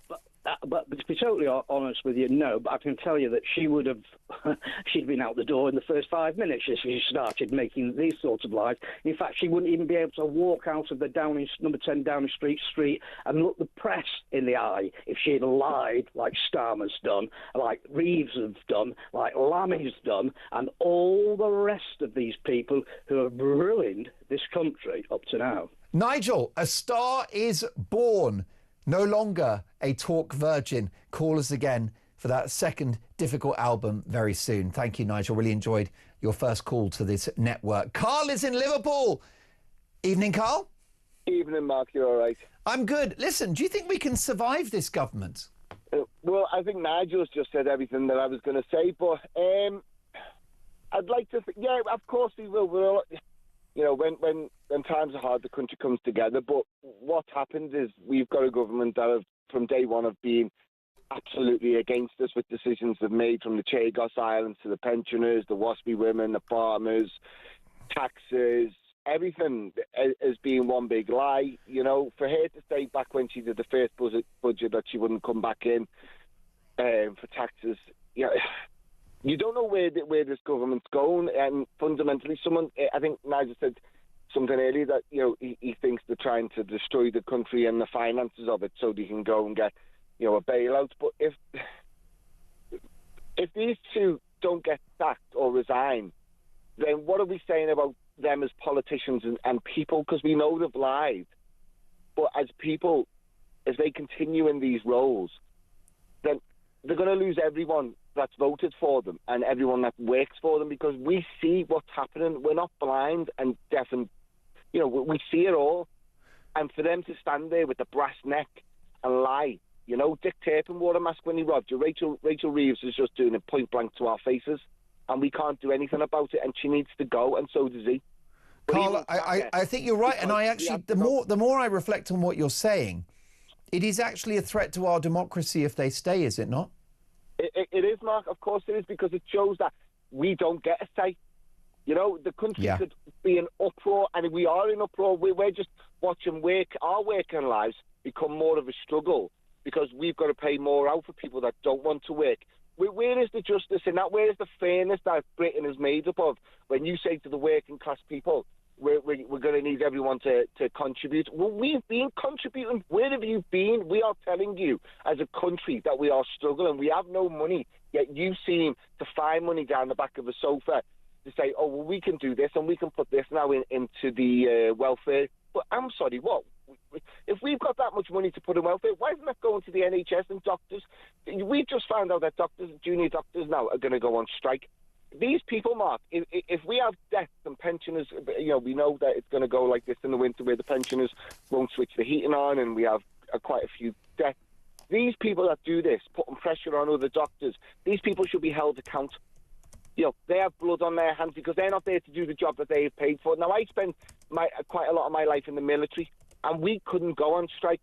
These people should be held to the same account. You know, the same with the police, can't go on strike, or the fire service.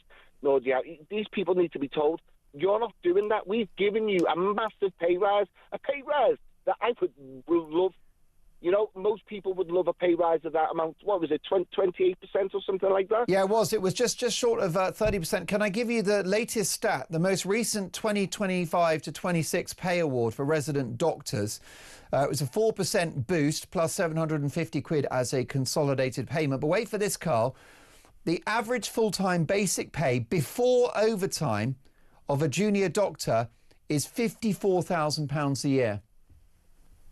Well, that would take the average working person to do it for 2 years to earn that sum of money, even longer. You know, so just there's a massive gap there, and they want more. But like you said earlier, we've got no more money, Mark. And where do we go? You know, are we going to be? I mean, God knows where we'll be in 4 years if this pair of morons are still there. Because, you know, like I said, he can't sack her because then he has to fall on his sword. And if he was any sort of man with any sort of moral compass or integrity, which he hasn't got, to be honest, if he thought any better of himself and better of this country, he would fall on that sword and go, I have absolutely balls this up. I have made mistake after mistake, and I am sorry. This could be irreversible. You know, in a few more years, we could find ourselves so deep in a hole that it could be my children will be paying for it, and I don't want that. Carl, all of this is true. We could be Greece times 100. Carl, a brilliant call. I think maybe you need to actually call Talk every day, because so much sense, so much wisdom, and it came from the heart. Really enjoyed our conversation. Keep those calls coming. They're not just part of the show, they are the show. 0344 499 1000. Margaret in Birmingham, England's second city, says, Mark, Rachel should be sacked, but Starmer will not sack anyone. He'd rather she has the sense to resign. Lies, lies and more lies. They will both cling on. How can they keep treating the British people like fools? You got it, Margaret. We are being taken for fools. What should happen to Starmer and Reeves? More on that next.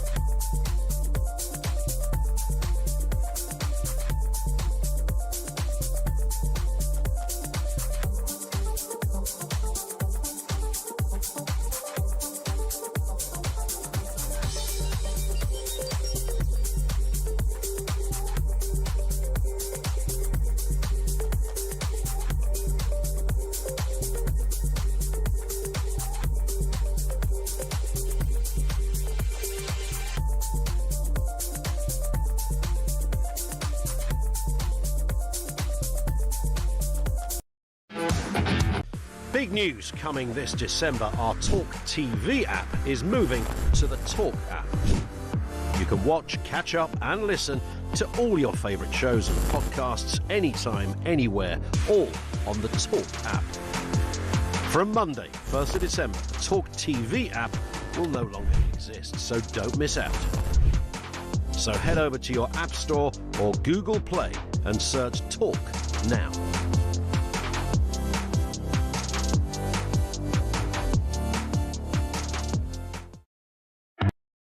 Across the UK, on DAB+, on YouTube, on your mobile, and on your side. This is Talk. Well, producer Ryan and myself were not expecting the afternoon to be quite this busy at 5:53 in the afternoon, but two major breaking news stories. Resident doctors are to strike in the run up to Christmas. The BMA, the British Medical Association, have just announced that the strike by resident doctors will begin on the 17th of December and conclude on the 22nd of December, which is going to create Christmas misery within the health service. And the head of the Office for Budget Responsibility, Richard Hughes, has resigned. There's a development there, which is he will no longer be appearing before the Treasury Select Committee tomorrow, which I think is a shame because he knows where the skeletons are buried. He was set to be grilled on whether Rachel Reeves misled the public and MPs about the state of the nation's finances. Nigel Farage has been reacting to the resignation of Richard Hughes. Posting on X, the leader of Reform UK said, whatever the OBR's failings, they have not willfully misled the public. The wrong person resigned today, says Farage. It should have been Rachel Reeves. I'm now calling on Richard Hughes to release his correspondence with the Chancellor so we can see exactly what she knew. Hughes has gone, but the story lingers. More reaction on that shortly, but it's going to be a busy few days in the world of sport. I'm delighted to get reaction from Sport Head of Content at The Sun, Mike Anstead. Hi, Mike. How you doing, Mark? Very well. I'm a Spurs fan, and you got bad news for me. I'm afraid so, yeah. So Thomas Frank, your manager, fresh from his move from Brentford in the summer, he's coming under a bit of pressure, I think it's fair to say. So just breaking a story on Sunsport Online now that basically there's lingering doubts in the dressing room now over what is perceived as tinkering tactics. Going into games, late changes, games kick off, then there's quick changes once it's underway, that players are being left a little bit confused about what he wants, what he's expecting. And obviously that's not helped by what's going on the pitch ultimately with the results. With, as we saw on Saturday night, the Fulham game, that was a bad home defeat, a lot of boos. He's had to sort of placate the supporters today. He's come out and said he's still got the support of the board. We have to believe him on that. I don't think they get the impression they're anywhere near to pulling the trigger, but they go to Newcastle tomorrow night. That's a tough old game. He's got 2 games against Brentford in this December run, which we're now into. These are the festive fixtures come thick and fast. So he's certainly a man under pressure. It is just, at the end of the day, 11 men on a pitch. So why is managing one club like Brentford so different to managing at Spurs? It's a fair point. Look, it's just 11 players, you know, line your team up however you want. I think Thomas Frank is a very, very good manager, and I think he did some great job at Brentford, not just what he created on the pitch, but he got everyone behind them. They've got a really good atmosphere there. I just think he's gone from managing a team that were just a few years ago a League One Championship side. Slightly lower expectations. Lower expectations. Below the radar. Exactly. 20,000 people at the GTEC, they make a lot of noise down there. Suddenly you go into the best stadium in the country, that's 60-odd thousand fans there. Spurs fans, whether they're deluded or not, I'm not calling you deluded, Mark, but some of them think they should be in the title mix every year. But there's obviously just massive more expectations there. There's far more spotlight. We found it with some of these other managers. Graham Potter's a great example when he was doing very well in his career, got to Brighton. Chelsea suddenly think we'll have a bit of that, goes there, and he's just out of his depth a little bit. So, and it seems like there are long-term issues at Spurs, just the quality of the squad, the investment over the years, a couple of missed opportunities to get some great players. Maybe some would say they'd call this the Levy hangover, the former chairman. Yeah, I think there's certainly some of that. I mean, Martin Lipton, our chief sports correspondent, has written a column in tomorrow's newspaper about how Frank really is making a lot of the mistakes his predecessors have made and making more. And one of them really is he needs to start clearing out some of the dead wood there. They've got quite a bloated squad. You're not quite sure what their best 11 is. He needs to act fast. Yeah, I mean, look, the owners have got. There's a lot of money at Spurs to be spent, and they're very well run from the Levy years to where they are now. But they've really got aspirations to be the best club in the country. They've got the best stadium in the country, but they're a long way off being the best club. And the fans are restive because the ticket prices are, I think, among the highest in the Premier League. So you'd at least want to see some good football as well as a victory or two. Yeah. But also there was the painful divorce from Ange Postecoglou. I think probably half the fans wanted him to stay, given that he'd just won the Europa League. Well, exactly. Yeah, there's not many managers who win a European title and then binned off. You know, what was it, 30 days later or whatever. Yeah, I mean, look, I so think it means it's not kind of, you know, there isn't really the cult of Thomas Frank just yet within, you know, in those stands, is there? The fans haven't quite fully bonded with him. I think it's fair to say Thomas Frank, after unless they lost, of course, would do a lap of honour at Brentford with the players, and he really whipped up the crowd and got them going there. They make a lot of noise at the GTEC for what is one of the smaller grounds in the Premier League. I've not seen many laps of honour he's been doing so far this season. I'm spending far too much time on Spurs. What else have you got in the paper? Right, so very quickly, VAR. Our favourite subject, VAR, you know. Yeah, and this, of course, is a kind of radar technology that makes decisions that referees used to. Exactly, It's cameras, So basically, yeah, it's all the camera stuff about, you know, making decisions that the ref don't spot them and go back. One of them they now want to introduce at the World Cup is corners. So if me and you go in for a challenge in the corner, we can't quite tell who it's gone off. The ref at the moment goes, I think it came off you, I'll just point and give it a corner. They're making the point now, actually, that could lead to a goal. Sean Dyche got very upset with Nottingham Forest this season because back-to-back games they conceded from corners, which he thought, you know, that shouldn't have been corners. They're going to potentially bring that into the World Cup, but that just means another delay, more argument. So these games that are longer and longer will just get even more longer. OK, and any more for any more? Any final business? Very quickly, Steve Smith's going to wear little black stickers under his eyes in the second test of the Ashes to keep the glaring light from this day-night test, because we're using the pink ball in Brisbane. Any hope of England winning the Ashes? I've not got much at the moment, no. No. Yikes. I tell you what, though, the very finest sports coverage is at the Sun newspaper. The reason why is because the sports head of content is Mike Anstead. I'm giving you your employee review, and it's 5 stars, no space for improvement. Thank you. Right? I'll have to get my mum to record this thing. Yeah. Hashtag more of the same. Pass all my comments to the editor. It is 1 minute to 6. We're going to ask, quite simply, how do you solve a problem like Rachel Reeves?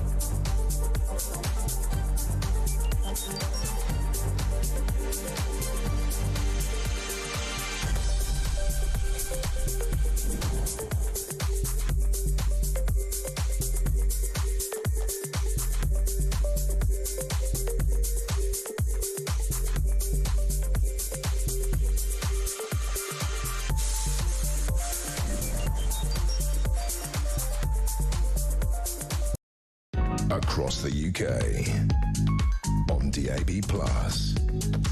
on YouTube, on your mobile, and on your side.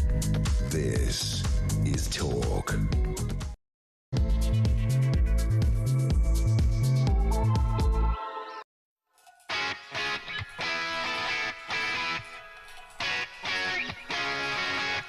Taxi for Rachel.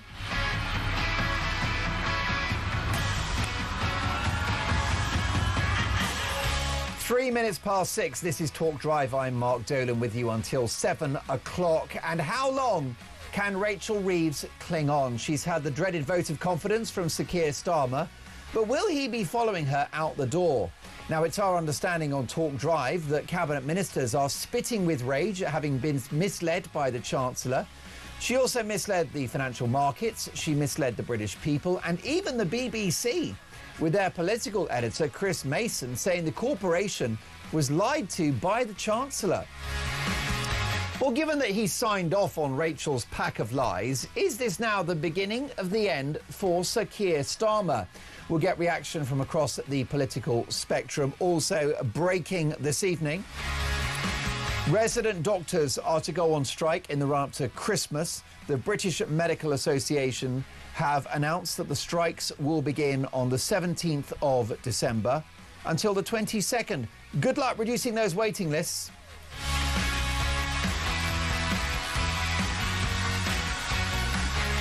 And a major political development. The head of the OBR, the Office for Budget Responsibility, Richard Hughes, has resigned following the accidental leaking of the budget statement prior to the Chancellor addressing the House of Commons. And he will no longer appear before the Treasury Select Committee tomorrow to reveal whether Reeves had misled the public. But I think we know the answer to that one. So how long's she got, and how do you solve a problem like Rachel Reeves? What should happen? What should the consequences be for the Chancellor and for the Prime Minister? 03444 991 text the word talk and your message to 87222. And as the saying goes, let's talk. And let us do so in the company of one of the highest profile politicians in the country, the former Conservative MP, former Conservative Cabinet Minister, Sir John Redwood. Sir John, good evening. Your reaction to the resignation of Richard Hughes as the head of the OBR? Well, he did the decent thing and took responsibility for a failure of his part of the organisation. But I think the big issue is Rachel Reeves. She has presided over the whole shambles. I don't think she treated the OBR particularly well because she was clearly trying to bamboozle them into giving better and different figures. And she then selectively used some of the figures to try and worry the public and to also probably influence her colleagues without giving us a true account. So it should be Rachel Reeves today who is going rather than head of the OBR. Based upon your capacious political experience, Sir John, do you think she sees out the week as Chancellor?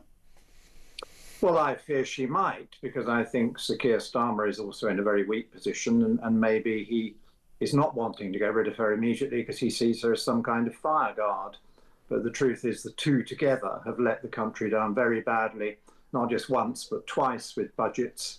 The first budget put taxes up in ways that they said they wouldn't do, and greatly increased spending in ways that they promised not to do.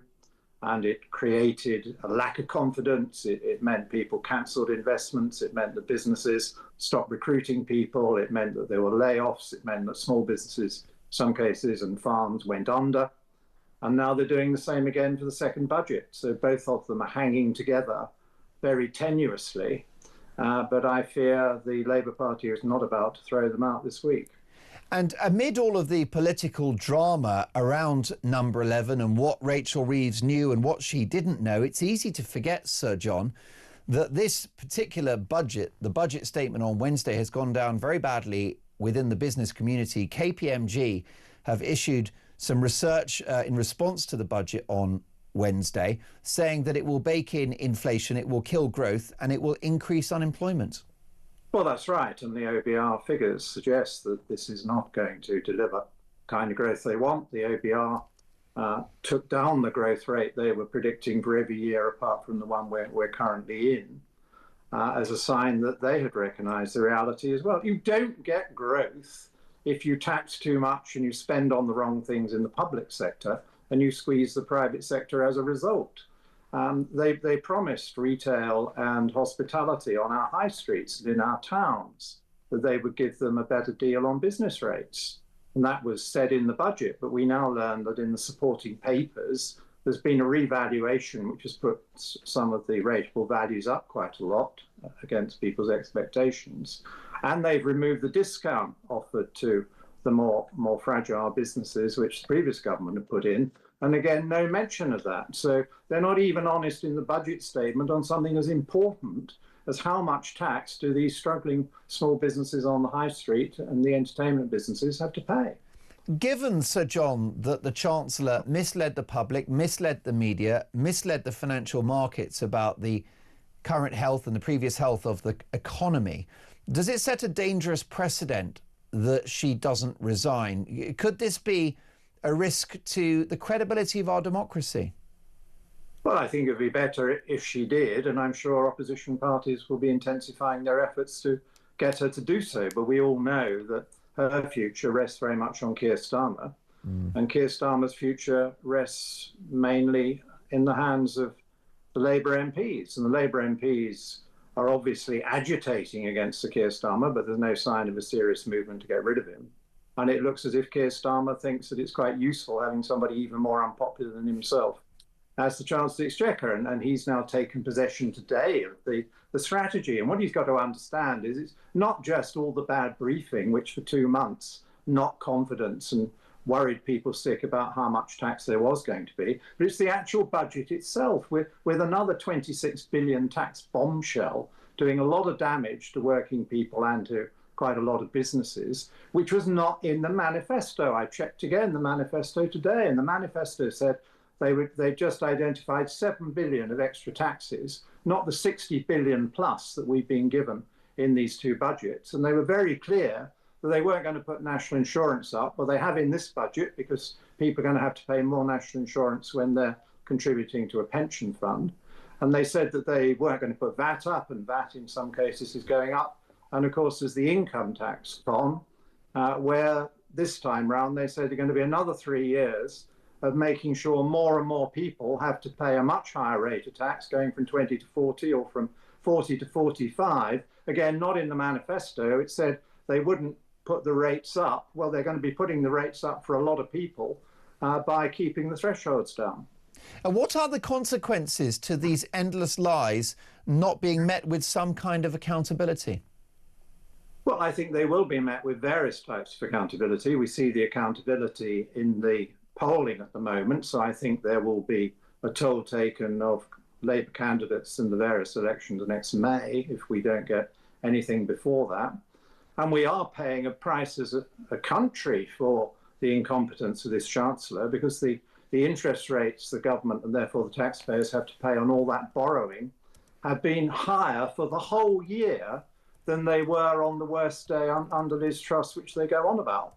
And they said that that was too high, and yet all this year they've been considerably above Liz Truss levels, and they are borrowing billions and billions. I mean, do you realise that they're talking about adding £628 billion to the debt if they have the full 5 years of this plan, which is more than £20,000 extra overdraft for every household in the country.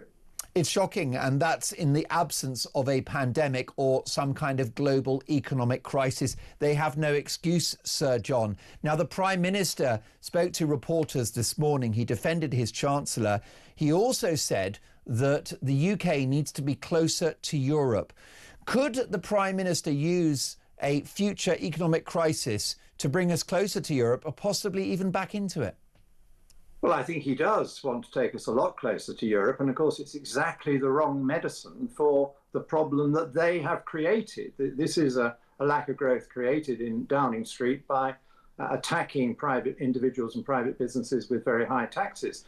But if you look at what's happened over the last 25 years, much of which when we were in the EU, we and the EU grew relatively very slowly. The United States of America grew twice as fast. And we did a bit better than the EU, and we've carried on doing a bit better than the major economies in the EU. But we need to free ourselves and trade much more with the wider world and to adopt more of the technologies that America has pioneered, because the EU is in the slow lane and is getting it horribly wrong. And I see now that the EU expects us to pay billions for joining various parts of their club, and preposterous idea that they want us to pay £5 billion in order for our very busy defence contractors to be able to sell them a few more defence items. Well, that is no kind of deal any Prime Minister should even be talking about. We can't afford £5 billion, and we wouldn't be buying anything we want. If he's got another £5 billion to spend on military matters, he should spend it on equipping our troops properly, not on giving it away to the EU. Well, I completely agree with you on that. How do you see the politics of this playing out? Do you think that Sir Keir Starmer will still be Prime Minister in a year's time? He may not be in a year's time. I think it's very unlikely he will fight the next general election for Labour, because it does look as if they're getting very fed up with him. But if, as the polls are saying, they do extremely badly in May, I guess then you would expect to see Labour MPs getting more worried and more active than they are at the moment. And Sir John, be careful what you wish for, because Rachel Reeves' replacement will likely be more left-wing. Ditto the Prime Minister. Well, that is a danger, and I'm not a Labour supporter, and I do think that they have a very poor choice of potential new leaders, and I think they would probably lurch leftwards if they got rid of this pair. Starmer and Reeves lurch all over the place, although they are considerably further left than the Blair government was. But if you replace them with strongly leftward-leaning people, then it would just accelerate the disaster which we see unfolding more slowly at the moment.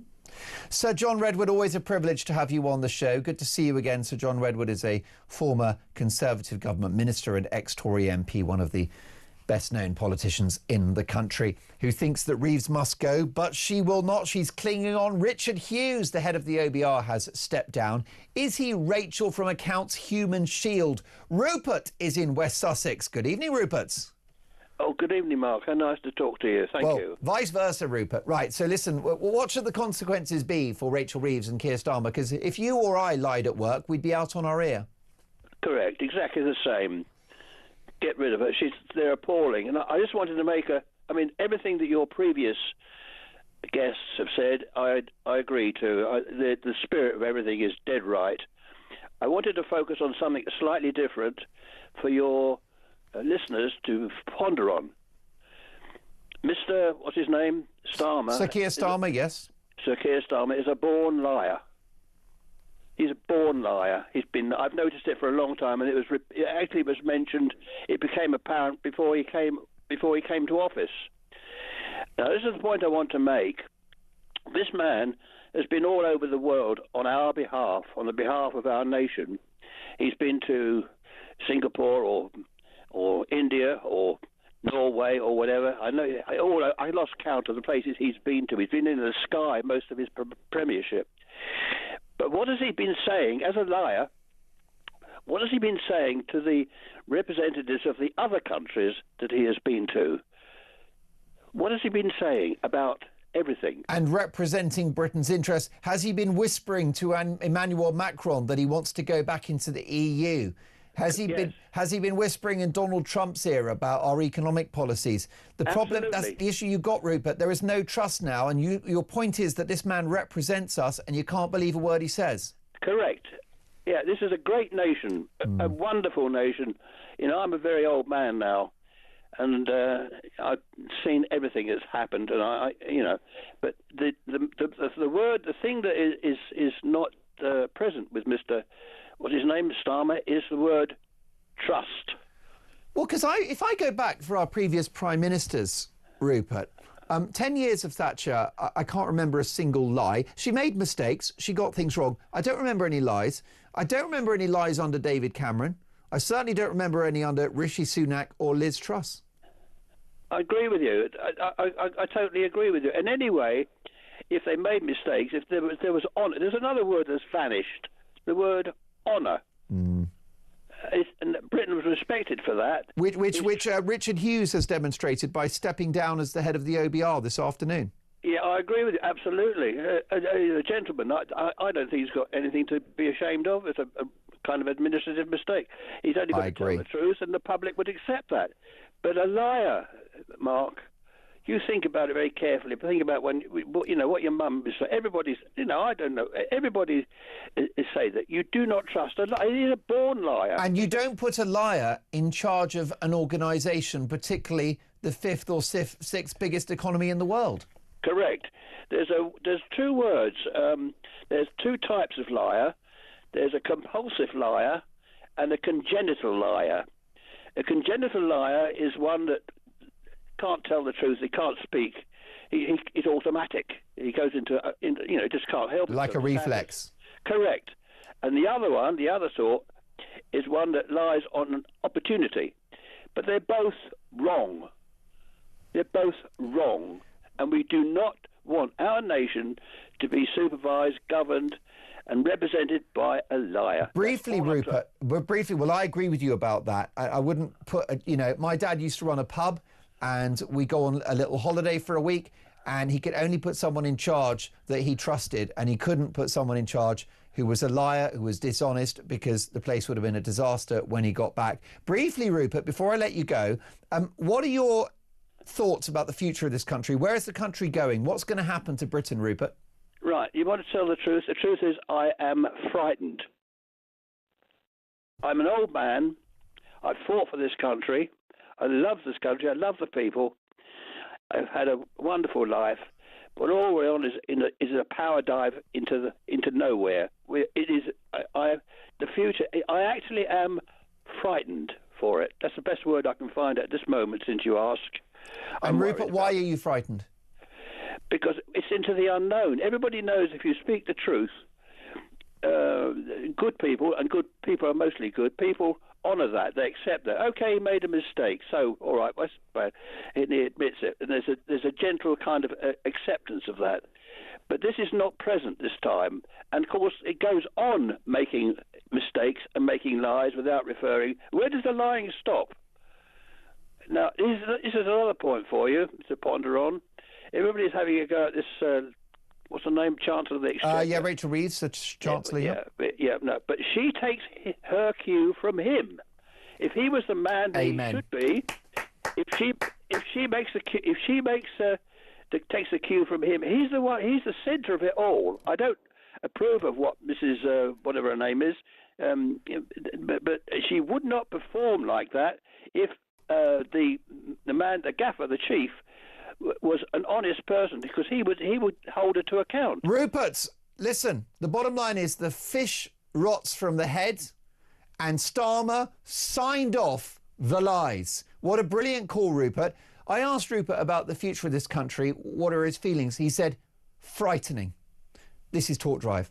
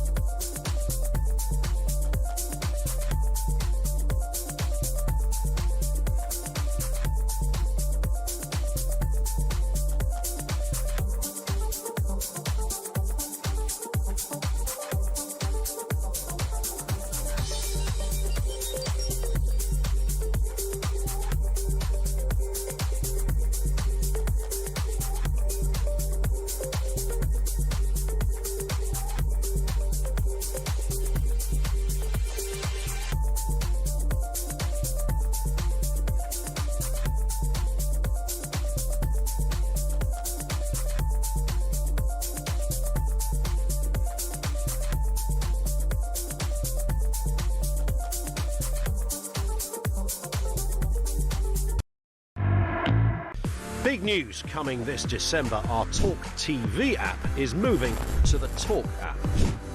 You can watch, catch up and listen to all your favourite shows and podcasts anytime, anywhere, all on the Talk app. From Monday, 1st of December, the talkTV app will no longer exist, so don't miss out. So head over to your App Store or Google Play and search Talk now.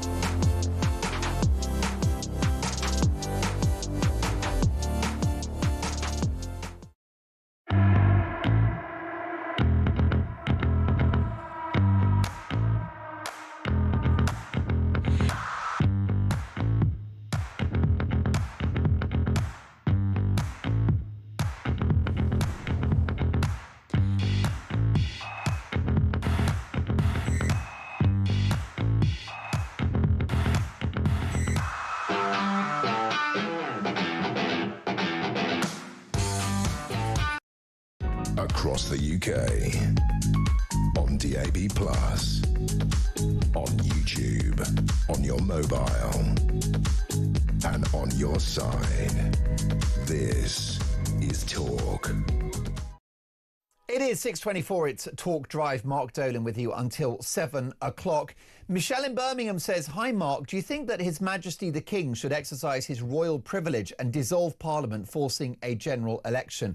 And Brian in Kent says, "Mark, how do we not know that the government did not promise some minion in the OBR to leak the budget to take the spotlight off them?" Brian, thank you for that.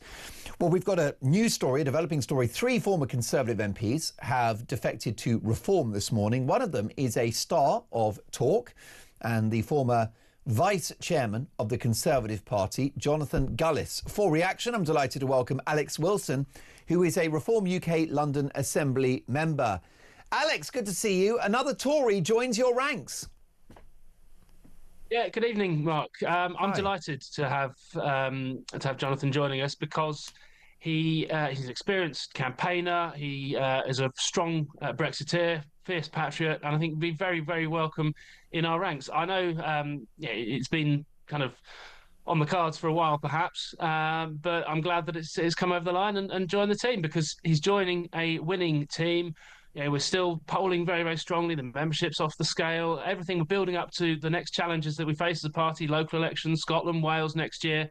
And having people like Jonathan coming on board will only strengthen us as we go forward into those challenges. What type of Tory, Alex, is not welcome?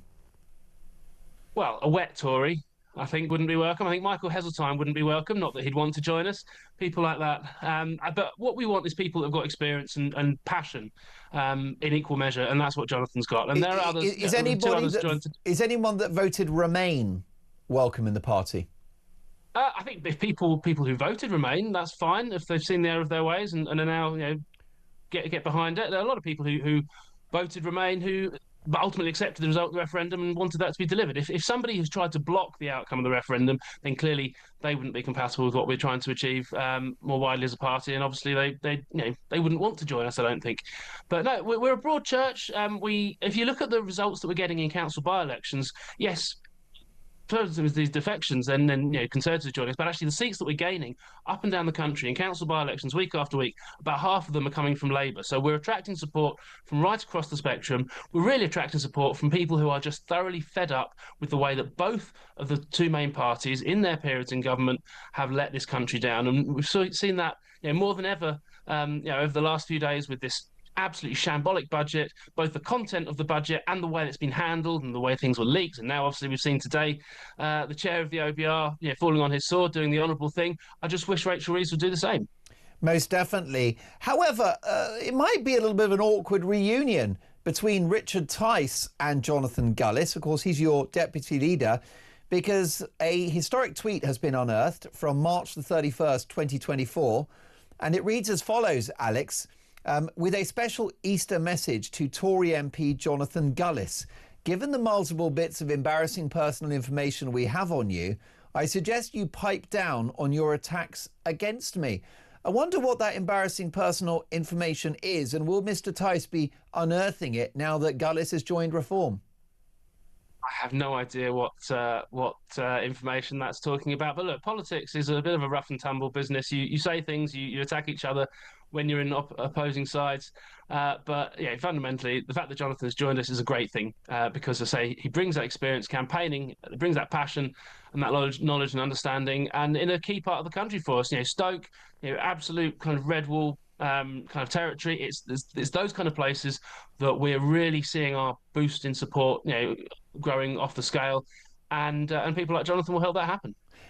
Alex, what are the consequences of a Chancellor and a Prime Minister who have provably misled the country staying in their jobs? Why is that a problem?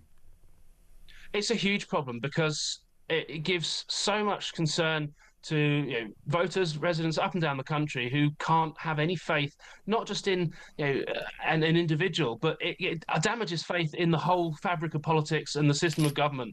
We need to elect people who then have a mandate, they can get on and deliver their mandate, which, let's face it, the Labour government was elected with a big majority, but by threatening to overturn their manifesto promises and then doing this, doing that, the shambles around it, and now being proven to lie. Look, Rachel Reeves misled the public when she rolled that pitch, saying that we had a big black hole. She misled the public. She's misled the markets, which, as Chancellor of the Exchequer, that's absolutely unforgivable. She's misled Parliament, and if the Times was to be believed yesterday, she even misled her own cabinet. So the one thing Rachel Reeves should be doing right now is updating her CV. Hopefully this time she won't fabricate it. I mean, they're obviously dishonest, but I mean, I think they're thick as well, aren't they? I can't remember a Prime Minister in Sir Keir Starmer who's so bad at politics in my lifetime. I can't think of a less able politician. Yeah, I mean, it's staggering they're just how rubbish quickly at this, aren't they? Yeah, it's staggering how quickly the wheels have come off this government. Look, all governments run into difficulties, but you expect the first 18 months to be a honeymoon period. But this first 18 months has been an absolute nightmare, and it's so self-inflicted. The decisions they've made, farmers' inheritance tax, winter fuel payments, trying to not actually cut welfare, but trying to stem the growth of welfare, but then backtracking because of a backbench revolt in their own side. Every decision they've made has turned out to be a shambles, and that's why they're flailing in the polls. That's why people are looking for an alternative. At the moment, they're not looking to the Conservatives to be that alternative because they remember how bad the last government got with their own shambles towards the end after 14 years. So that's why they're looking at reform, and there's a lot of pressure on us to take that opportunity and deliver on that, which is why the Welsh elections next year are so important, the council elections. And we've got council elections right across London. Obviously, that's of huge interest to me personally.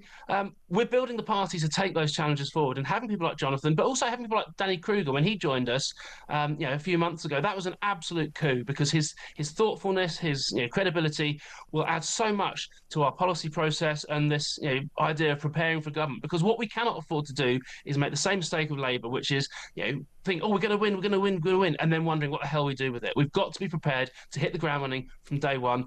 Good people joining us is a big part of making that happen. Alex, a delight to have you on the show. Have a splendid evening. Alex Wilson is the Reform UK London Assembly member. Two bits of breaking news. Richard Hughes has stepped down as the head of the OBR and will not appear at the Treasury Select Committee tomorrow. That's a shame because he knows where the bodies are buried. Maybe he'll write a book. Meanwhile, the junior doctors are going on strike in the run-up to Christmas. Let's get reaction from Mandy in Cambridgeshire. Hi, Mandy. Yeah, hi. Just to say, I've got 4 questions. Government, firstly, is an absolute joke. Yep. I totally agree with Rupert earlier, who's frightened about the future with not just now, but with what our children, grandchildren else have. Wrong person resigned today, and 3 years tax freezes will take the junior doctors into the higher tax run, being compared to the fact that we're now on a tax freeze. So that would be my 4 questions. Yeah. My goodness. Could we go there? Answers on a postcard, please. Mandy, you're so right about all of that. And the resident doctors, or junior doctors as they used to be known, have had the best... They don't like to be called junior doctors now. That's the thing. They're not junior. Well, no, but they're certainly not on junior wages, Mandy. At the moment, the average pay is 54 grand. It goes up to... Yeah, it goes up to 73 grand a year. What would you do with 73 grand a year, Mandy, in Cambridgeshire? Could you imagine? I could have a mortgage. I could... Go out to dinner sometimes? You buy a nice car? Oh, I have a lovely car, actually. I actually quite like my car. It's not very old. In fact, it's quite old. It's 2008. But it does what I need it to. And, yeah. What do you drive? What do you drive, Mandy? A 207cc with a convertible lid. Oh, now is that a Peugeot? Oh yes, it is a Peugeot. Oh, look at that. Look at you. My word, you can imagine that I'm great in the fact there. Well, so I've heard. I could definitely like a go in your soft top, Mandy. The whole thing is, I mean, it is. We're going to hell on a handcart, aren't we? What I'm really worried about, and it was mentioned by an earlier caller. It was Nigel who called in for the first time, Mandy, and we're both concerned about. You set the precedent that it's okay to lie in office, that you get away with it, and I think that's the real problem with this story. No, and that was sorry. I just did write that down earlier to the fact that it was almost like jokes for me. And if you have a teenage background, then until you're caught up with thieves, then radar included. Like I say, it just seems to be an absolute joke where people are allowed to run this country and be so devious that they're just such liars. And like you say, I mean, I go back to the fact I loved Maggie Thatcher. I was probably 18 when Maggie Thatcher was around, and I was Conservative all the way through because I just loved she put forward where she stuck two fingers up and said, I'm going to do this and I'm going to do that. And it probably we need another woman to look after the country. What can I say, hey? Mandy, you've talked a lot of sense. Go and have a nice spin in that Peugeot, and love to chat. And do call me again soon, 03444 499 1000. What should happen to Starves and Reeves? What should happen to Starmer and Reeves? It is 6:35. This is Talk Drive.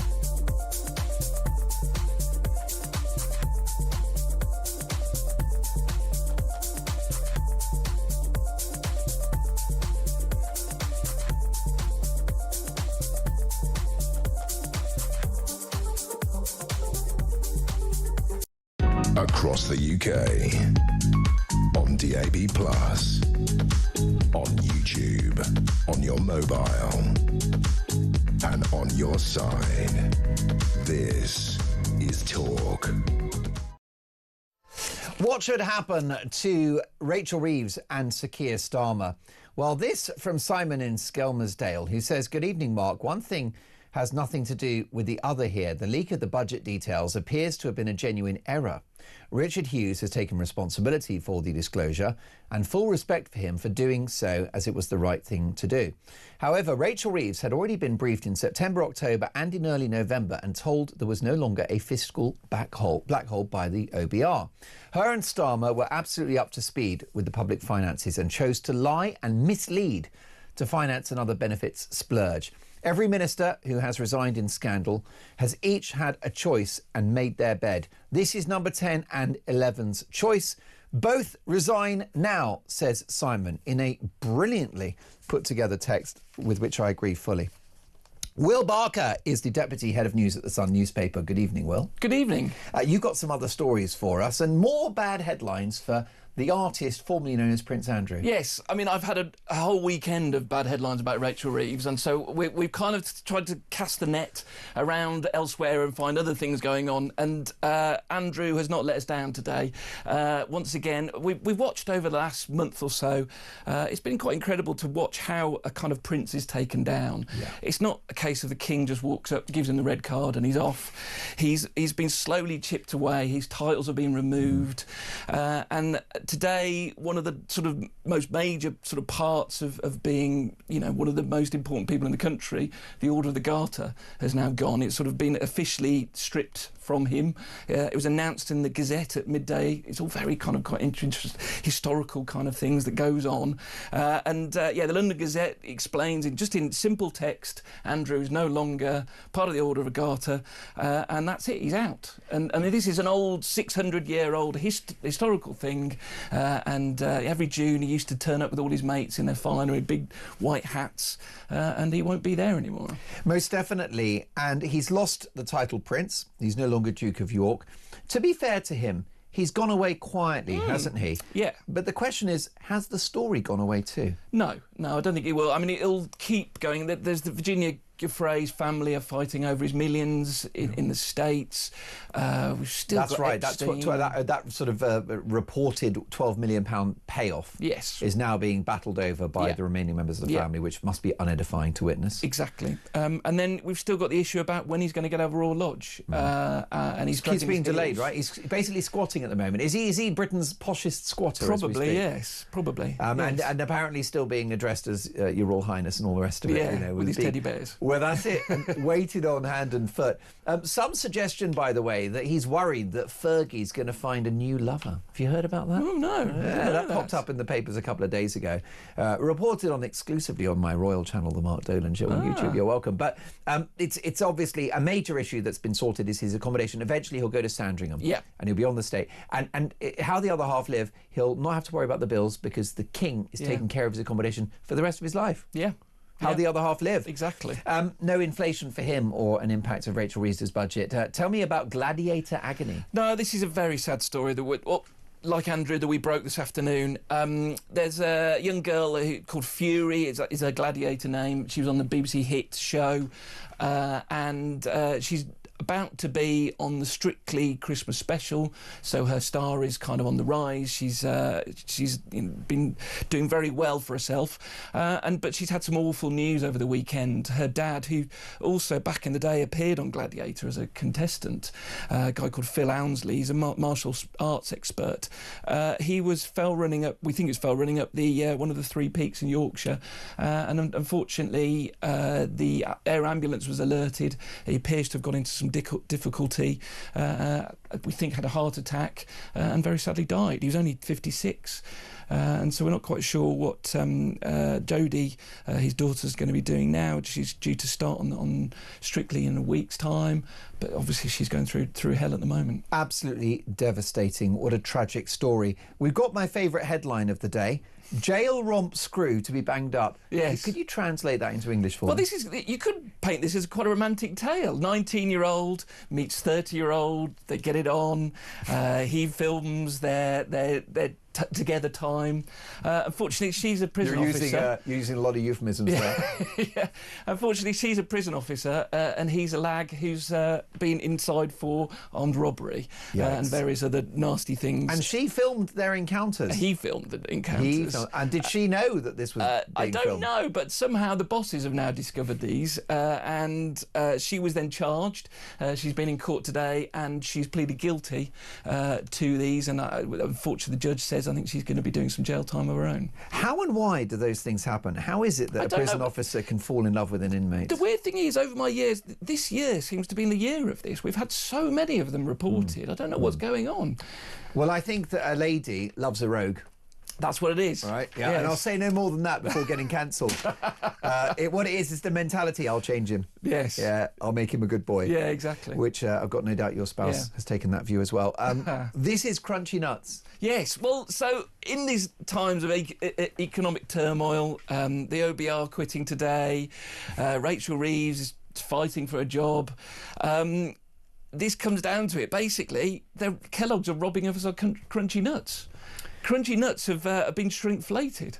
This is an absolute shocker. So the box has shrunk, has it, or the amount of actual Crunchy Nuts? So they're taking a serving out of our boxes of. And I would guess the box will be about the same size to create the illusion that you're still getting the same amount. Yes. Did you see that story a few months ago that the cornflakes and Frosties were smaller at Poundland? Oh, right. Yeah, so it was £1, but it's because you weren't getting as much. Yeah. Well, this is a travesty, isn't it? And this is what it comes. It sort of comes down all these economic rows we've been having over the weekend. It comes down to this. This is where people are losing out because everything's getting too expensive. And on a serious note, that was one of the troubling aspects of the budget for me, was the almost fleeting reference to inflation. Yeah. Which is making life a misery for my viewers and listeners and for your readers at The Sun. Yes. Because what inflation is, it's a tax on everyone. And the Chancellor proudly announced that in 12 months' time, it'll be down by 0.1%, right? Half of 1%. And that is still almost double the Bank of England's target. Yes. So more misery awaits. And we're going to have more shrinkflation by the looks of it. Absolutely, yeah. Yeah. What are your, with your knowledge of the whole news agenda, what are your thoughts about Rachel Reeves? Is she on borrowed time, or do you think she styles this one out? We all sat round and watched her on the shows yesterday morning, expecting her to fall down a hole. We thought that Koonsberg might get her, but she managed to skip round it. Yeah, What's kind of interesting that Keir's now gone and backed her, so he's almost tying himself to her, so he's quite confident in her. There was no definitive gotcha moment yesterday, was there? No, there wasn't. So she's still on a very sticky wicket. I think she's still got a lot of persuading with the country to do. She still hasn't really tackled this.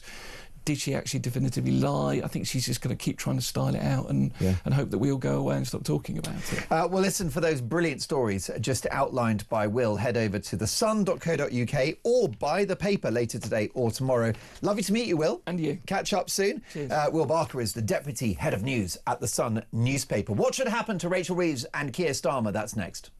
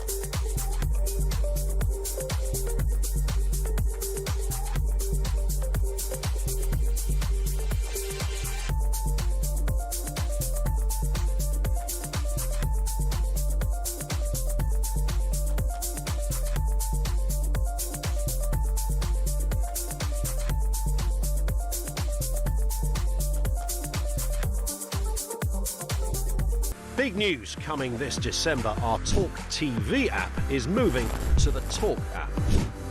You can watch, catch up and listen to all your favourite shows and podcasts anytime, anywhere, all on the Talk app. From Monday, 1st of December, the talkTV app will no longer exist, so don't miss out. So head over to your App Store or Google Play and search Talk now.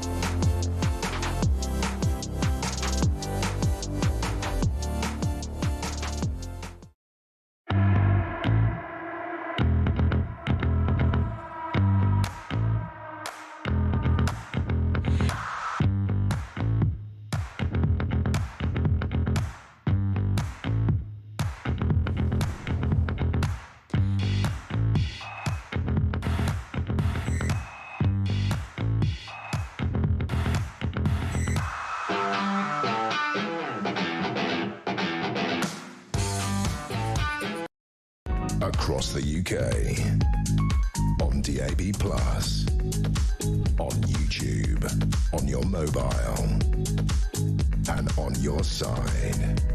This is Talk. 6:49, this is Talk Drive. Mark Dolan with you until 7. The legend that is Kevin O'Sullivan is up at 7. I'll be back on Friday morning at exactly 6 a.m. Correction, by the way, fact check, I lied. And I will resign. It is Samara who's live at 7 o'clock. Looking forward to that. Kevin, of course, will be back in the very near future. Big news on the political front, aside from the economy and the OBR, which is the former deputy chairman of the Conservative Party, Jonathan Gullis, a talk star, brilliant broadcaster as well, has defected to Reform UK. Let's get reaction from Mike in Stoke-on-Trent. Good evening, Michael.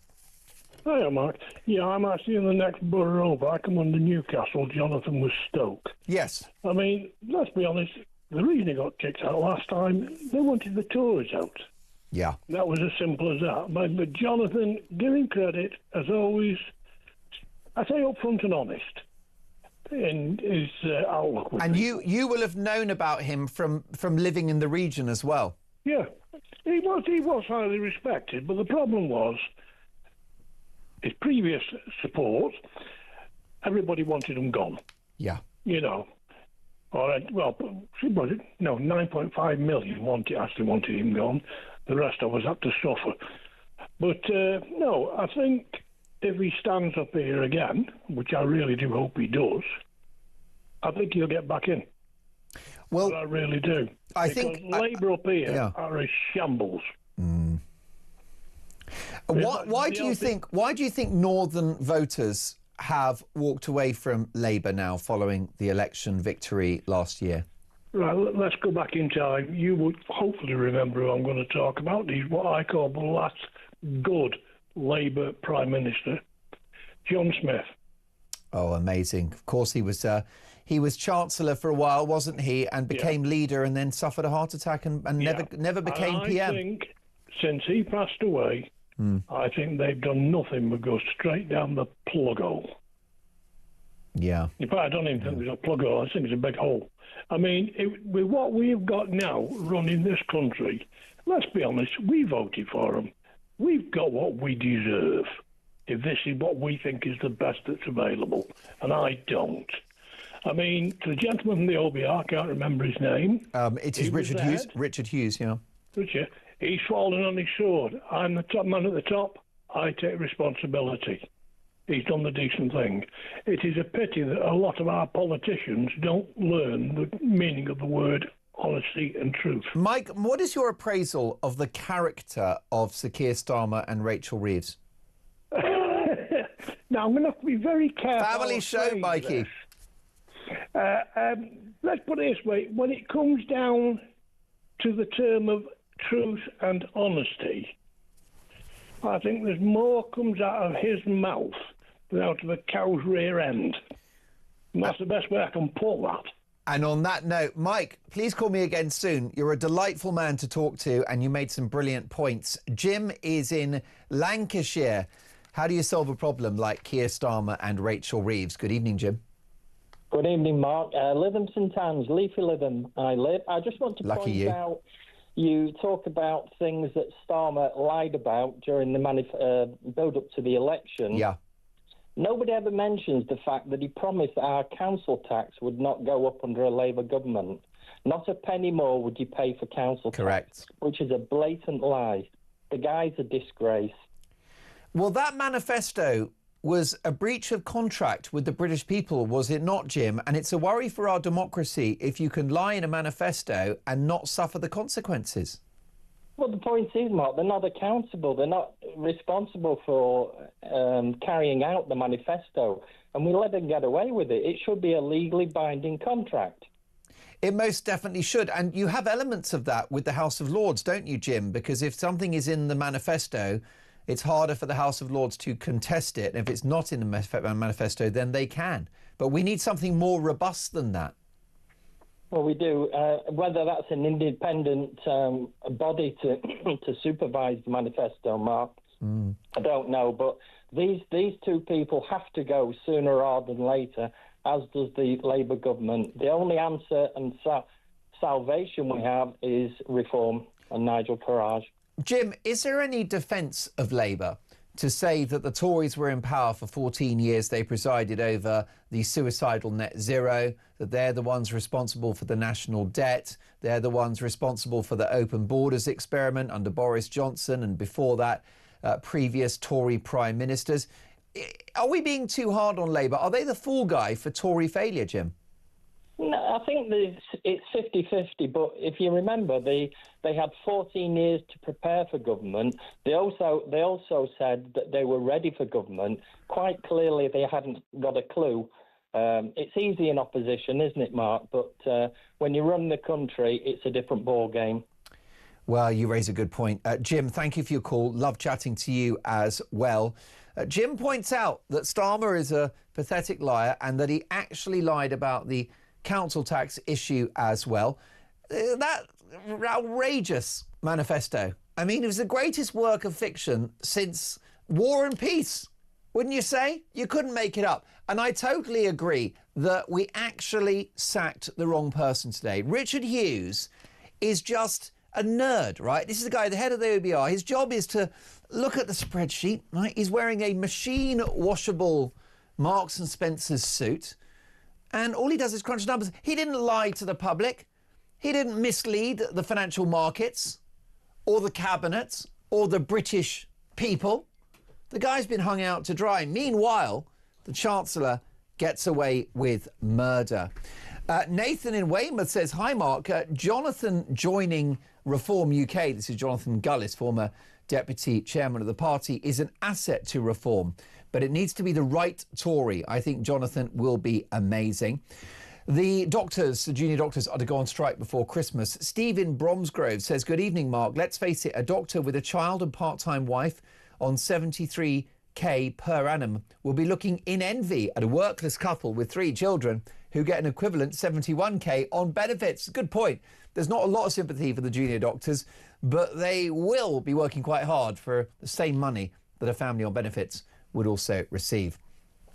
Brian says, Mark, has the government maybe done a deal with Richard Hughes re his resignation to facilitate him not having to appear before the Commons Committee tomorrow and spilling the beans? Just a thought. Well, yeah, Brian, what we need is the truth. And last but not least, Tim says, good evening, Mark. The Tories were not good, but sometimes the devil you know is better than the one you don't.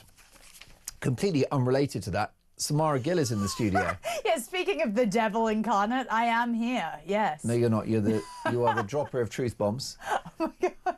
You, forget about talk. Samara Gill is the home of common sense. Oh my, I'm really not. I'm not commonsensical in my private life, but on here I will be commonsensical. So I'm loving the shirt. I'm loving the tie. Those who aren't watching, it's orange, it's black. There's a lot of clashing going on. Let me tell you, I've been on breakfast for a week. My brain is not fully functional. I dressed in the dark. By the way, big thanks to producer Ryan and the amazing team today for grabbing me at the last minute to look after the show. It's been a privilege to do it, and thank you for your hard work on the other side of the glass. And thank you all for having me. I'm back on Friday at 6 a.m.